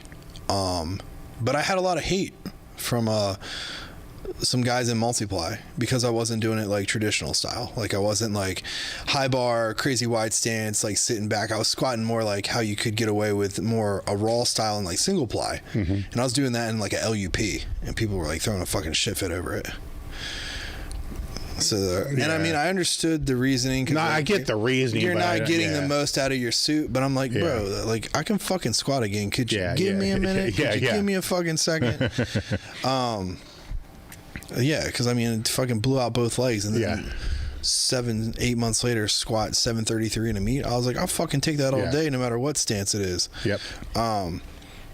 But my deadlift came back super quick, man. Deadlift was like fucking, it was crazy. It was like 12 weeks post-op, I'd pull 700 again. And I was wearing a single ply fusion. Now I try to get in a couple LUPs and go wide stance and do sumo, like to, you know, leverage the style of the Breeze and get more pop out of it. It just wasn't for me. My conventional was just so much fucking stronger, and I already had a huge advantage with that, so I was like, I'm not gonna fuck that up. So I found a fusion I really liked and stuck with that. Yeah. But the transition wise, it was definitely weird. Because especially for me for bench. So for a raw bencher, I was always very close. Right, a very close grip bencher. I was probably like thumbs on the knurlings out, so I was probably like within shoulder. Okay. So like for most raw meets, people would watch me and they're like, dude, you're out there like fucking close gripping. Yeah. Basically. And, you know, of course, like when you don't know shit about gear, and nobody really lifts in gear where I'm at, so I was basically trying to learn all this myself. And I was in like a single ply katana, like with a close grip, like touching to a two board, and I was like, this is fucking crazy. Yeah. But I eventually got some friends and stuff to help me go wider and like, you know, work my finger out a week at a time so I get a wider and wider grip, and now I'm like max width. And really enjoying it. But the bench press was definitely my hardest thing, because I was always, you know, super tight grip, flat back, like no arch, like so. And you know, I'm pretty lean too. So when they were like belly up, I'm like, and they're like, bro, belly up. I'm like, I am. Another guy tell you to inhale. Yeah. No, I remember. So we had like this little multi seminar. At Black Flag in Smyrna, and Bruce and his wife had come down and they were checking, and so I like took my shirt off because I was about to put on a SDP, and like I had like an 8-pack. And Bruce looks at me and he's like, bro, Yeah. they ain't gonna fucking help you today.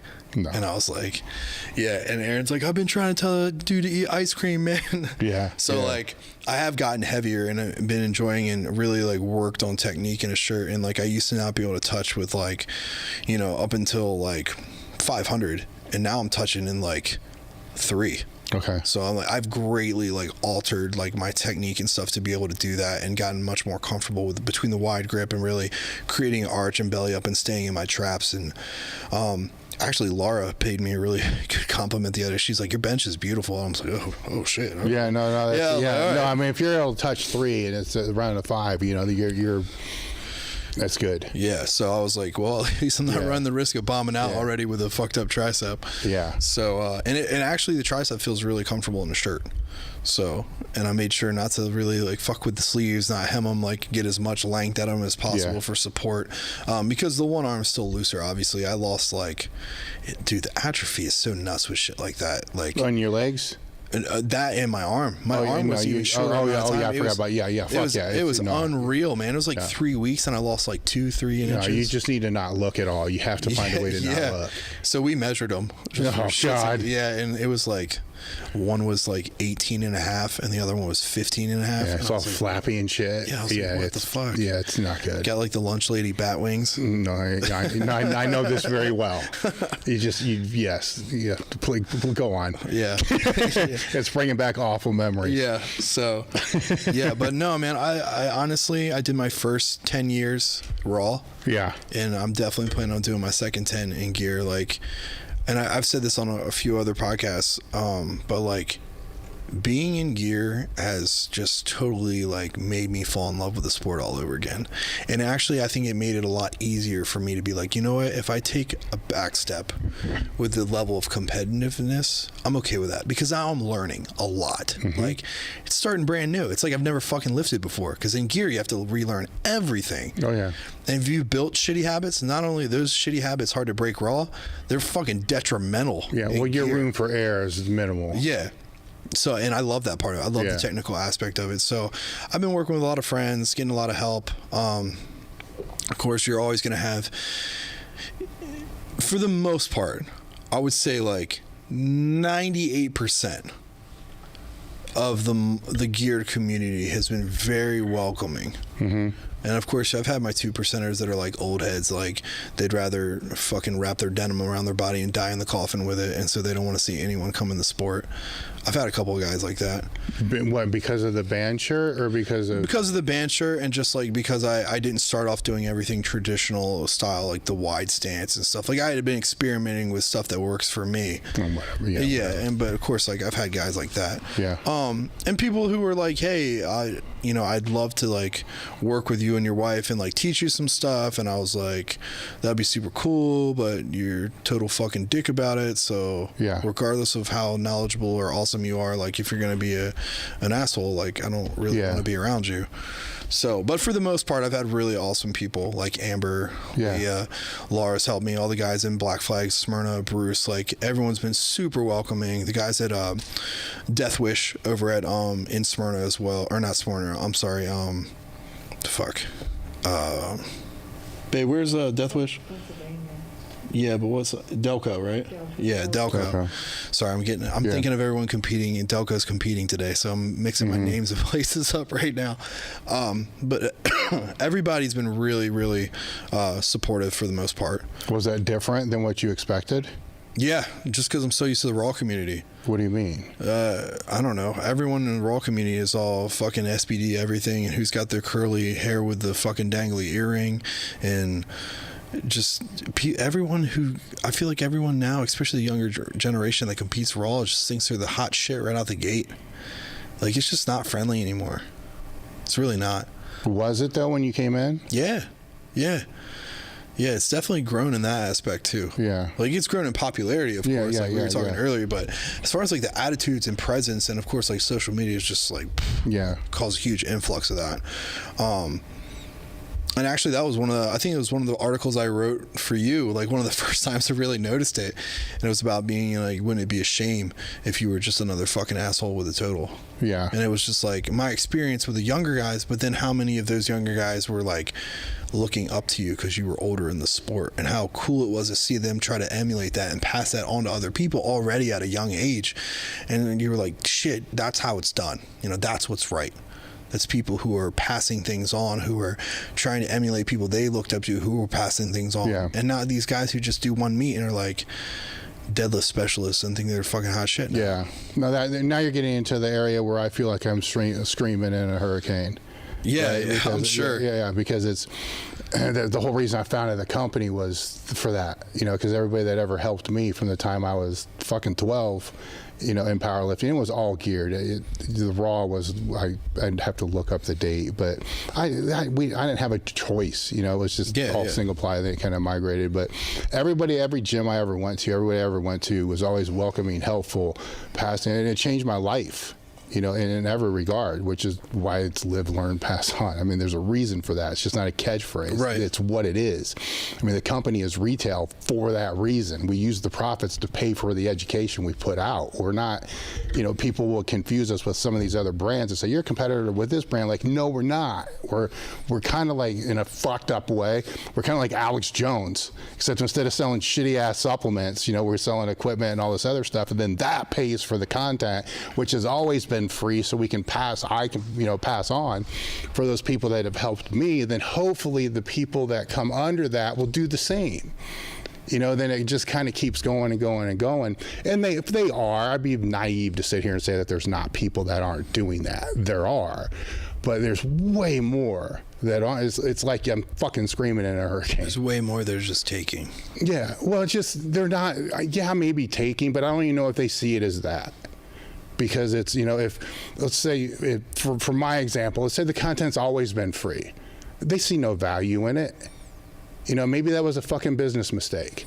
You know, because free is going to show no value, even though the programs that we may have on our site are way better than the fucking toilet paper programs that people are charging for, you know? And, but it is what it is, you know, and that's one of those, it's just, you get me on that rant now, you know, basically the same thing where you got to stop, remind yourself, you know, here's what's important, what's going on. You know, the people who are passing on still are.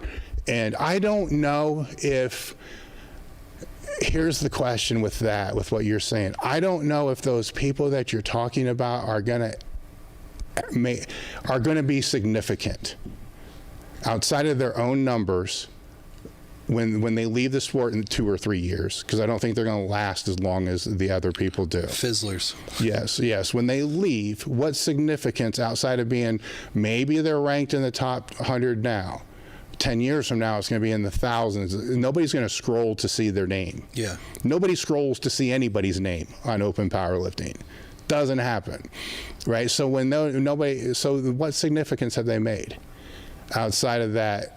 You know, hell, in 3 years, their Instagram will have fucking completely different shit on it, or they'll just abandon it and make another one. You know, so does it matter? You know, and I don't follow, you know, it enough, you know, anymore, you know, to be able to know if there are ones that are actually significant, not significant. Right. You know, I think there's too many. Yeah. Emerging too. It's hard to follow. It is at that kind of rate. It is, and it's social media is a blessing and a curse. If they're on, I'm just trying to put myself in their position if I was still competing at that time. Like well, Louis wouldn't have let us do any of this shit anyhow, but you know, what would I have done? You know, if I could find a way to not have to bounce, you know, and work the shitty jobs that I was working, right, or work less, to be able to pay for the sport that I love to do, would I have done it? Probably. You know, and what content would I have had to post? All you do is train. Yeah. Like, what the hell else is she gonna post? Yeah, it's probably, and like, honestly, I'm not trying to age you or anything. Yeah. But like, it's got to be baffling for you to look at that shit and you're like, here's a bunch of motherfuckers who, well, number one, aren't that great, getting paid to do what you were like fucking breaking your back to do. It's not, I don't see it as that. I don't see that as a bad thing.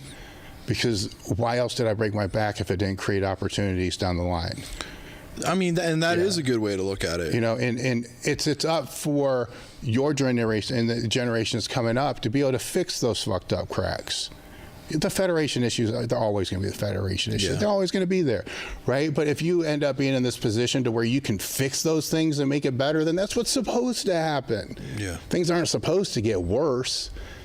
You know, I'm sure if we look at the issues, if we knew all the issues that were going on, I can tell you some of the issues that were going on years ago with some of the feds, you know, compared to the issues now. There's still issues, but they're not the same issues. And that's got to be a good thing. You know, if the lifters are able to actually monetize and to be able to find some way to be compensated for what they're doing, then that's a good thing. If it's fucked up on how they do it, it's up, you know. I have faith it will work its way out. You know, will it work its way out to where they're going to be a professional sport? I don't know about that. You know, but will it work its way out to where it's going to be better than it is now? I have faith that it will be. I heard a phrase the other day, to always leave the wood pile one log taller than when you found it. Yeah. And I think that's sincerely what a lot of people are trying to do. Yeah. And would like to see done. But I think it's also up to, you know, just like your generation taught the next and that taught mine. Like, it's up to us to reinforce those values to that new generation to make sure that they continue to do that as well. The important ones. You know, and a lot of it is reinforcing it with our own generations as well. You don't think I've had to have conversations with people in my generation that don't like anything about what they see? Yeah, and they're like, dude, help me fix this. Well, not just that. It's like, dude, what would you have done if you were there now? Don't fucking tell me for a minute you wouldn't be doing a lot of the same shit that they are. Yeah. Don't sit there and tell me that bullshit. You were selling tests out of the back of the fucking van. You see what I'm saying? Yeah. Like, don't even go there. And because it's a false reality on what they're kind of looking at it too. So it's, you know, there is bad in all of it, but I'd rather try to see the good. At least tell myself that. Yeah. You know, because there is a lot, and as these phases kind of blow through, it's easy to lose sight of what the good is. But once those phases blow through, and then there's the drama's always there, but it goes in phasing. So, Is it harder for you as like a West Side member and like part of that kind of movement and crew to like? I obviously we've talked about I know you're excited about growth, and no one can deny the exponential growth it's experienced, but like, is there any part of you that are like, knowing from where you're from with powerlifting, watching the new generation, and, you know, wish you could have done something maybe different to encourage it? To encourage the new generation? Yeah, like change, like maybe have done something that you think if a bunch of guys with voices and who are really respected banded together and had done something, do you think it would have changed the outcome of where powerlifting's at today? No. What I'm processing as you're asking that question was when Ross kind of started. I mean, it's kind of always been there, but really, really, really small. So the things that I'm processing as you say that is I know what the total numbers were, as I said earlier, about 20,000. I also know that multi-ply lifting was making up about 3,000 of that. So I was keen enough to know that it was the minority, right? A lot of people in my generation don't know that. They think that multi-ply was the majority. Not even fucking close. Single ply by far. And it makes sense from business standpoints. You gotta, you know, if you're in that industry and you're selling single ply, whatever you train with for the meet, you know, is your meat suit becomes your next training suit. Then you get a new neat suit, then it's the next training suit. Multiply, you buy one and you don't ever need another one. They last fucking forever. Right, so from a business standpoint, if you're somebody that was selling gear through, you know, that popular time single ply, and it was when I was selling metal, it was impossible to penetrate that market, fucking impossible, because it was so protected, because that's where all the revenue was being generated. Multiply was a gap, like, yeah, fuck it, go ahead. Bigger companies weren't making shit on that. Nothing. Because they buy one pair of briefs, they don't buy another one. And then it gets handed down and, moved through and all this other kind of stuff. So knowing that kind of gives me a different perspective on what you're talking about. When Raw started to become a little bit more popular, say Raw Unity, and there might have been like a New England thing and some other things that are a little bit before there was a lot of backlash against it. A lot of backlash. Like, fuck this, everywhere. I don't know how big a part I was of the backlash. It's kind of not in my personality to do that. But I'm not going to sit there and say that I probably didn't make a post or two about it being fucked up. But to be super vocal against it, I was never super vocal. When you say fucked up, what do you mean? As far as... And when I was saying fucked up, as far as like making posts degrading it. Yeah, degrading Raw. Degrading Raw, because it's so weird to hear too. Thinking about like, it's the opposite. Yeah, it's imagine all the opposite. shit posts now that like shit on gear. It's the same thing. It's the same thing. That's what it was. So it was like, fuck these guys. What are they gonna do? They ain't lifting real weight. Like, why in the fuck would you want to take this off and lift less? It's fucking stupid. All this, like, they're scared to lift fucking heavy weight. That's why they do this. They're fucking scared. So instead of squatting 800, they'd rather squat the 500 because they don't have the balls to put 800 on their back. Stuff like that, right? That was big. And some of this you may still be able to find on some of the older forums if you really wanted to go down a rabbit hole. So I don't think if that would have been any less, if that was less tame and say it was supportive, like, go guys, go. I don't think it would have made, I think it would have actually been worse. Or it would have made it not grow as hard. But now when you got these guys saying this, then you got a whole group of other guys, these outliers, saying, fuck you, I'm going to lift, but you're lifting, but I ain't wearing that shit. Right? So now they're motivated by fuck you. More people to get stronger Raw. Yeah. So you go back to Lily Bridges, Chad Smith, that generation. Like, you know what? Fuck you guys. I'll lift the same thing that you are and not need that shit.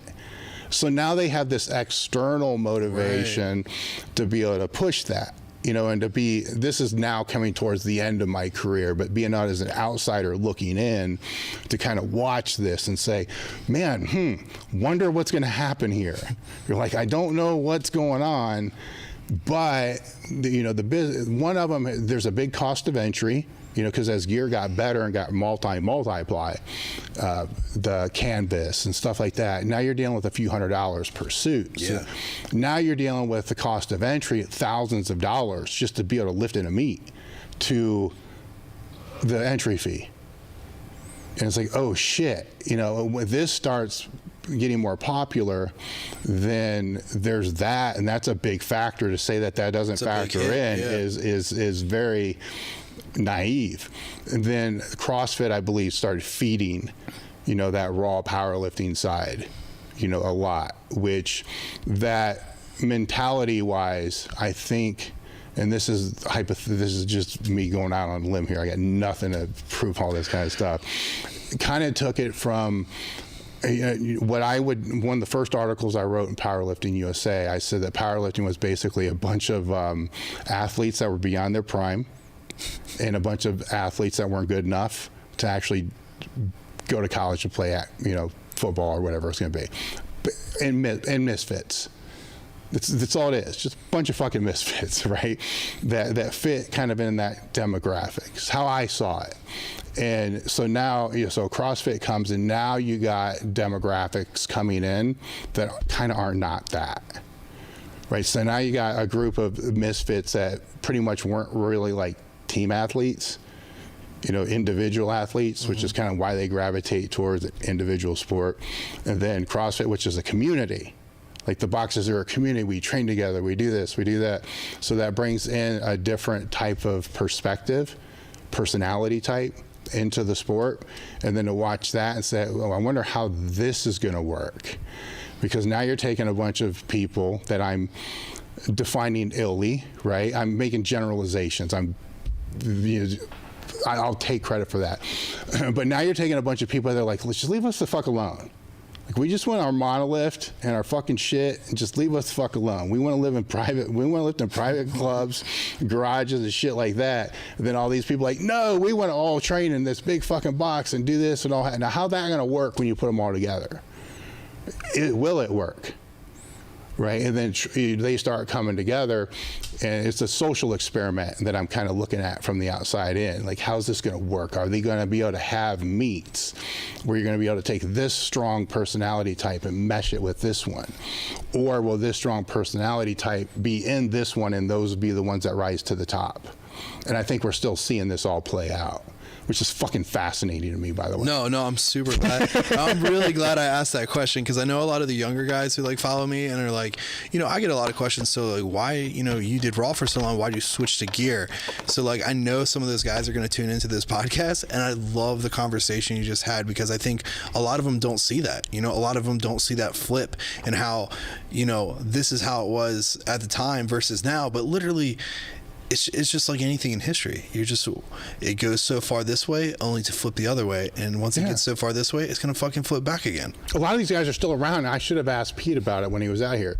Pete Rubish kind of would have been kind of in that reign. Lillibred just ran to Lily Chad Smith. A lot of these people went through it, and were part of that. Granted, there were raw people before them. There were. Right. But that raw unity is kind of what, and then it just happened to coincide. I don't want to say there's a causation with, I believe CrossFit pushing a bunch of people into the sport. Now, what I don't know moving forward is that outsider looking in, that pipe isn't there anymore. The CrossFit dumping the powerlifters in. Right. So I don't follow the numbers close enough to know, have the total numbers stagnated, with powerlifting over the last few years. I don't want to say CrossFit's less popular. I just want to say it's probably not growing at the same rate that it was. So I don't know that for sure either. But it seems like that pipe coming in is not like it was. Right. It was like just flooding in. So now that valve shut off, will it push more people our direction? Well, now that the valve's shut off, will the people that are currently in it, because that becomes now a referral network, where will the people that are currently in it now bring in the people that they need to bring in to have a positive attrition rate? Right? Because people, we all know this, that people spin faster in and out of the sport than what any of us would like. And some of them just want to try their first meet, do a meet, and kind of go from there. But there's also a huge number of people, and this I cannot define, where when we cross-referenced open powerlifting with our customer database, we did about a decade worth, and it made up about 5% of our total revenue. All right, so that tells me that if my target market are people that put training as a top 3 priority, and they love squat, benching, deadlift, they love the powerlift, there's a giant number of people that love to train the powerlifts but won't compete or don't plan to compete. Right. But there are also potential competitors. You see what I'm saying? So that will come back to are the people that are in there now being positive enough influencers to bring the people in that will replace when they leave. Right? And you would hope that they would bring in more. Like, you're bringing in more. Right? So if I look at you just as a case example, you're bringing in way more than your one when you decide to not. Right. Right? So that's, to me, I don't care if it's multiply, single ply, raw. Just I don't give a powerlifting. fuck. Yeah. I don't give a shit. That's a positive thing. Yeah. So that's freaking awesome. Now, if it's just one person, they come in and then they leave and they don't fill their own spot, then it's not a good thing. Right. So I don't know. It's just, it's interesting. Like, it's a social, I like to watch shit like this. No, I'm really glad I asked you that question. I think that totally needed to be said. Were there any, I'm looking through, I haven't even looked at our topic list. Yeah, we gotta just win. Yeah. Actually, I do want to talk about this one thing here. With your training, you use a lot of different variations of, I call it chaos training, but like your deficit, your deadlift, for example.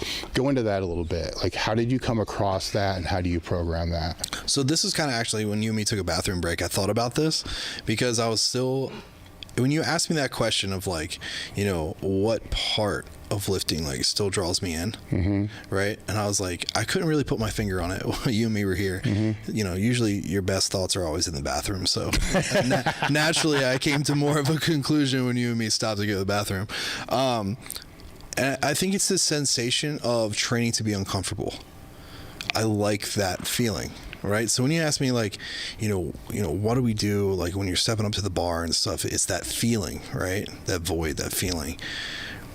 I love that rush of being super fucking uncomfortable. And whether that's uncomfortable now, it's, you know, physically as well. Like obviously gear is not very comfortable. So that only adds to it. And I love it. But like the idea of like that thrill of uncomfortability where you're like, this could hurt me. You know, this is going to take a lot out of me, but I'm going to do it. I like to train for that. Love that feeling. And I think when we talk about like stop being as competitive, I worry about that because some of those phases in that peak, getting ready for a meet, are some of the most uncomfortable memories I can conjure. You know what I mean? So I think you start to become afraid of losing those opportunities, right? Because you don't really just take those all the time willy-nilly. Yeah. Right? So it's back to like Ed said, you know, like how many max single lifts do you have in a lifetime, right? So you start thinking about those and you're like, well, fuck, like I don't want to miss out on this. Like that's my shit. That's what I train for. So that going to what we're talking about now is I love to train uncomfortable. So I started messing around with like variations as a raw lifter, and I'm going to continue them into obviously gear. One of my favorite things to do is called the gauntlet.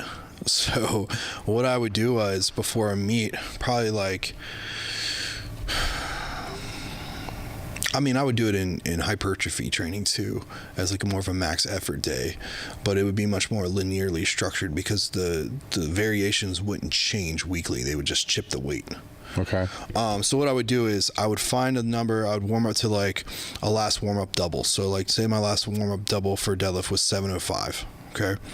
I would go up to 3 singles. Right, and they would all be a different variation of the same weight.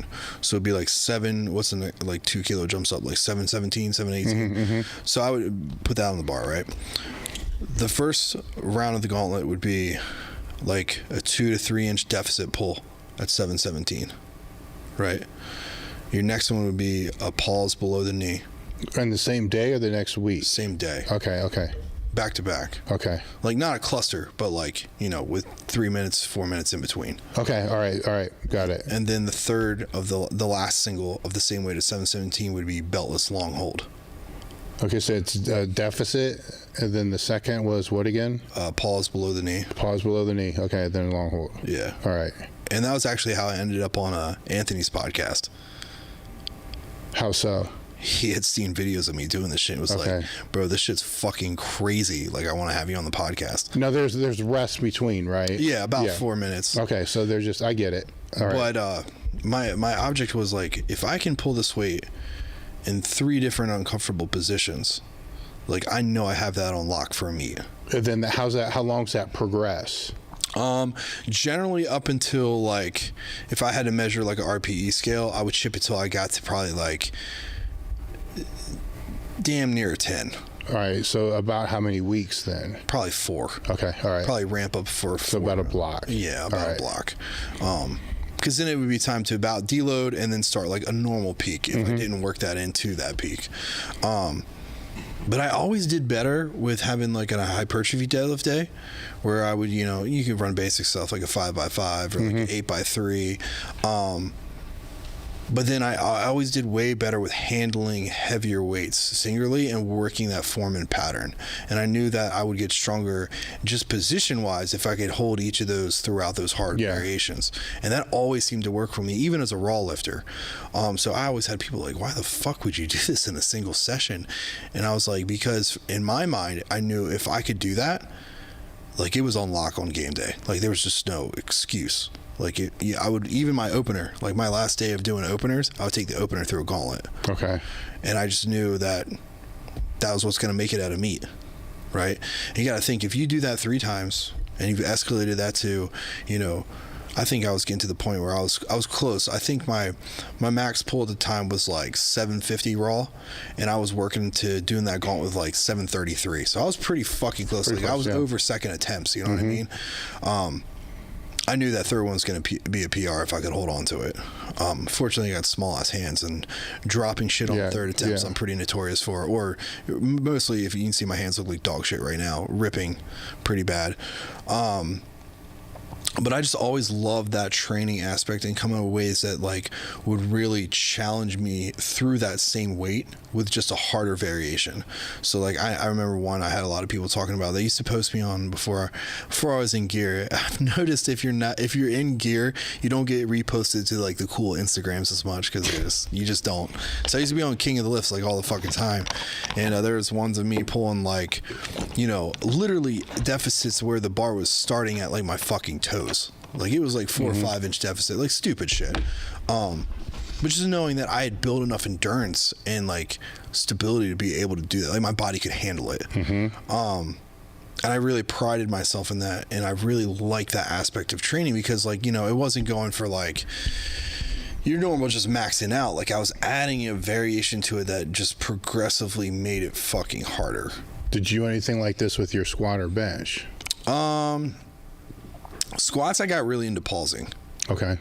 In reps. So like a lot of people, obviously in reps, you're relying on that rebound to get out of the hole. Yeah. But then pausing it, you're negating and taking away a lot of that away. So I knew if I could pause it, like it was fucking. Was it the same gauntlet style to where maybe your first set was a normal set? It was closer to that, but most of the time I would just work up in like doubles for pauses. So Okay. I got to the point where, you know, I was pausing like 7+ for reps, like pretty frequently on different bars, like Duffalo or, you know, Texas squat and stuff like that. But then when I got hold of the transformer, I have shorter arms. So dude, not to harp on this, and if you don't have them, you don't have them. Yeah. Dude, I always would see videos of your SSB, but with the extended handles. And for the love of God, I have searched the fucking confines of the internet. Oh, for the longer ones? To find the longer handles. Yeah, and I've looked, and I know you don't anymore, so I've looked everywhere. Because that was my favorite part about the transformer. It wasn't the bar necessarily. It was like my short ass arms, I can hold it further away, and I loved it. So I've searched eBay, you name it. I've looked for them. I can't find them. So if anyone listening to this podcast has an SSB that they're getting rid of for the longer handles, or will just sell me the handles, count me in. I will buy them from you straight up, no questions asked. But I got to the point there where I could run the gauntlet on those. Like I was doing 700 variation. Now those I would usually spread out throughout the week, just because like you couldn't really switch bars in the middle of the set, obviously. But I always did that. And for bench progression, I was always working with basically a 5-4-3.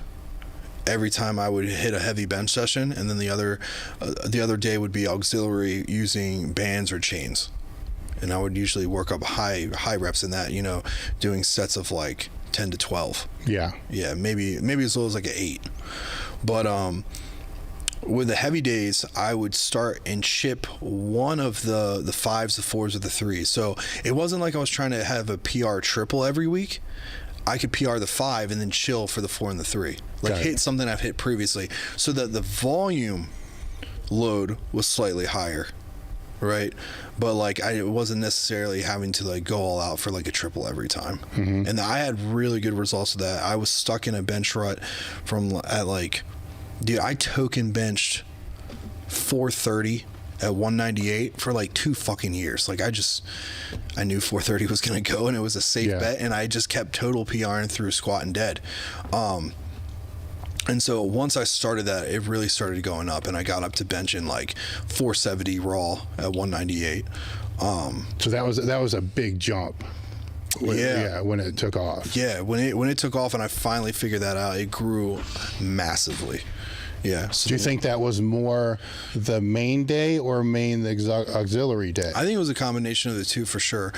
Because I was doing all the sets of like, if I did 3 ascending sets of like, you know, double banded micro bench, and I was like hitting a set of like 12, 10, 8, and then back down to a set of 12, like a pyramid. Yeah.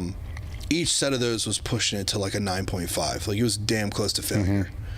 On those lighter days, and obviously with the micro bands, like, you know, the bar weight, the plate weight wasn't crazy. But I really think that's what added to it, honestly. So, and I had trouble growing my bench for the longest time. I fucked up one of my rotator cuffs at RPS meet.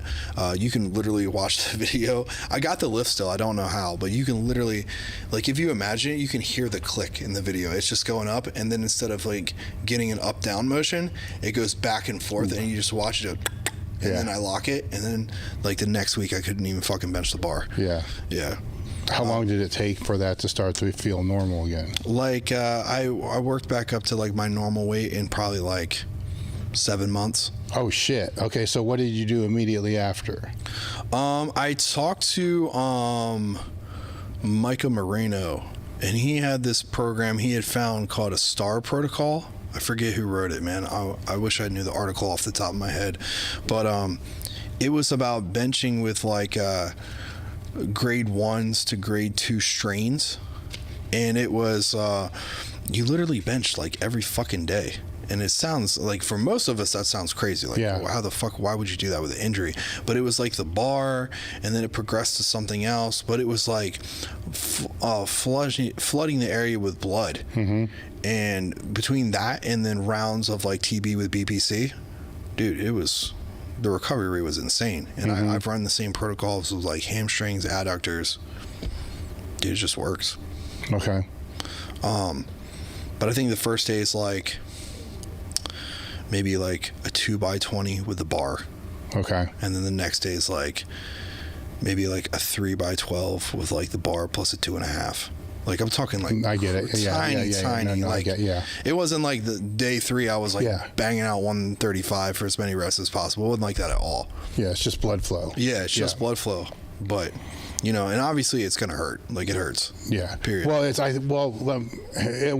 should. If you're doing it right, it should hurt maybe the first 4 or 5, but then it hurts a little less as you get like in the set. By like a week, day 6 or 7, I was like, okay, like I could noticeably tell the difference. Yes, because when it doesn't not hurt, God, that's a terrible sentence right there. You know, if it doesn't not hurt, then you know it's the wrong thing that you're doing. Right. You know, and sometimes you would just flip the movement. Right. Find it's not something else. actually, excuse me, not actually activating the area you're looking to target. Yeah. Were there any topics or questions that you want to talk about that I didn't bring up? No, I think we had I was super stoked. Like, that was one of the like questions I didn't mean to ask you, the one about how you would change things. Then you went through the whole spiel we just got out of, and I'm so happy I asked that question, because I think so many people look up to you. And like, I know, like I said, a lot of younger guys will watch the podcast because of like me, and there's so many people that need to hear that conversation. I think that and it kind of resonates after you just said that. When I think of the history of the sport, I don't think of that, because to me that's like current. But to the newer guys, that is the history, and that's of what I the mean sport. by they need to hear that, and so many miss that. And as you and me discussed earlier, they're not going to read about it. Yeah, I'm like, So they need to know hear about Larry Pacifico, Mike Bridges. They need to hear it that's from you. so far back that they don't know that's. I'm glad you brought that up and acknowledged that, because this can be part of the conversation that when I bring other people on, I can get them to talk about it, that we're more active in it. Yeah. You know, because I was kind of on my way out. Firsthand. Yeah, I can get a little bit deeper perspective, you know, on what it was more like in the trenches for that whole thing. Right. But it was interesting, because there was a lot of people that were like, "Fuck you guys." That was the interesting thing. And then a lot of people were rooting for them to fail. You're not going to last. You know, you're going to get hurt. You know, the same things they say now. Yeah, it's the same thing they say now about gear. It's so wild, and like I said, so many people don't realize that. Yeah. Man, it was great having you out. Yeah, I think we've been really going appreciate like it. 4 hours. Yeah, it's been a hot minute. Yeah, I really appreciate great. you having me out here, man. No, and I appreciate everything that you do. Following you, is Instagram the best way to go about following you? Yeah, just at Papa Bear Rogers. All right, where's the Papa Bear come from? So it was actually for my kids at the high school. And of course now it's more of like not a joke, but like a lot of my friends give me shit for it now. But so when I first started, I was in the weight room of the high school way back before like we had the weight room. We got a weight room grant and redid the whole thing, but way back before some of my other articles I wrote about, I'm like, you would get fucking tetanus in that place. Like it was fucking, the bars were, it was bad. But so me and the boys had cleaned it up, and like, you know, once we got to training in there, a couple of other teachers had noticed it, that I had like a bunch of kids under my wing and stuff after school. And one of the teachers was like, damn dude, you're like a regular Papa Bear. And then like one or two of the kids had heard him say that. And then they started calling me that. They're like, oh, Papa Bear, like Ed calling me that. And then just kind of took hold. And then like a couple, I think the next year, a bunch of them pitched in and got me, there's actually a camo belt over there. They all pitched in and got me like a custom Pioneer belt that says Papa Bear on the back of it. Well, that's cool. Obviously it stuck, right? Yeah, it stuck. And now I had no choice. I couldn't get rid of it. And then especially when they got me the belt, I was like, shit, well, this is forever now. So not changing that. There was only one instance where we almost changed it. We were talking about they were calling me Robot Legs Rogers, just because of all the fucking surgeries and stuff now. But tell me about your charity real quick before we shut it down. So I have a 501c3 that works for underprivileged children. So we provide food, clothing, sports equipment. We donate bars and stuff to like the football teams for weight training, things of that nature. Most of the work I'm doing right now is through the Seaford Food Pantry. One of the biggest hardships in our area right now is run out of food really quickly on the breaks, especially through summer. We have a food truck program during the summer as well, but mostly it's food, backpacks, school supplies, clothing. I raise the money through hand-drawn goods that I do, so I'm a graphic artist in my spare time. I hand draw all the designs, scan them, upload them, sell them to all my followers, raise the money, and then we purchase giant Amazon food packages and stuff for all the kids and that kind of stuff. So that's it in a nutshell real quick. But it's pretty awesome, man. You get to watch, like, being in the hallway, you get to see kids walk around with like bear sweatshirts on and shit, and like the principals and stuff are like, that's your shit, right? I'm like, yeah. No, that's cool. Yeah, it's pretty cool. You may forget it from time to time, but I'll tell you right now in front of everybody, you are making a difference. So keep doing you. I appreciate that, man. All right, especially guys. Coming from you. All right, guys, we're done. I think it's good just to kind of face back and treat yourself like close to a natural athlete, so you can appreciate the diet and the training modalities and you know, rhythm and volume and intensity again. Because when you're on, you kind of lose touch with that. You know, or at least a lot of athletes unless they're under good guidance of a coach. And even then, they have the coach to guide them, because themselves, it's very hard to do it yourself.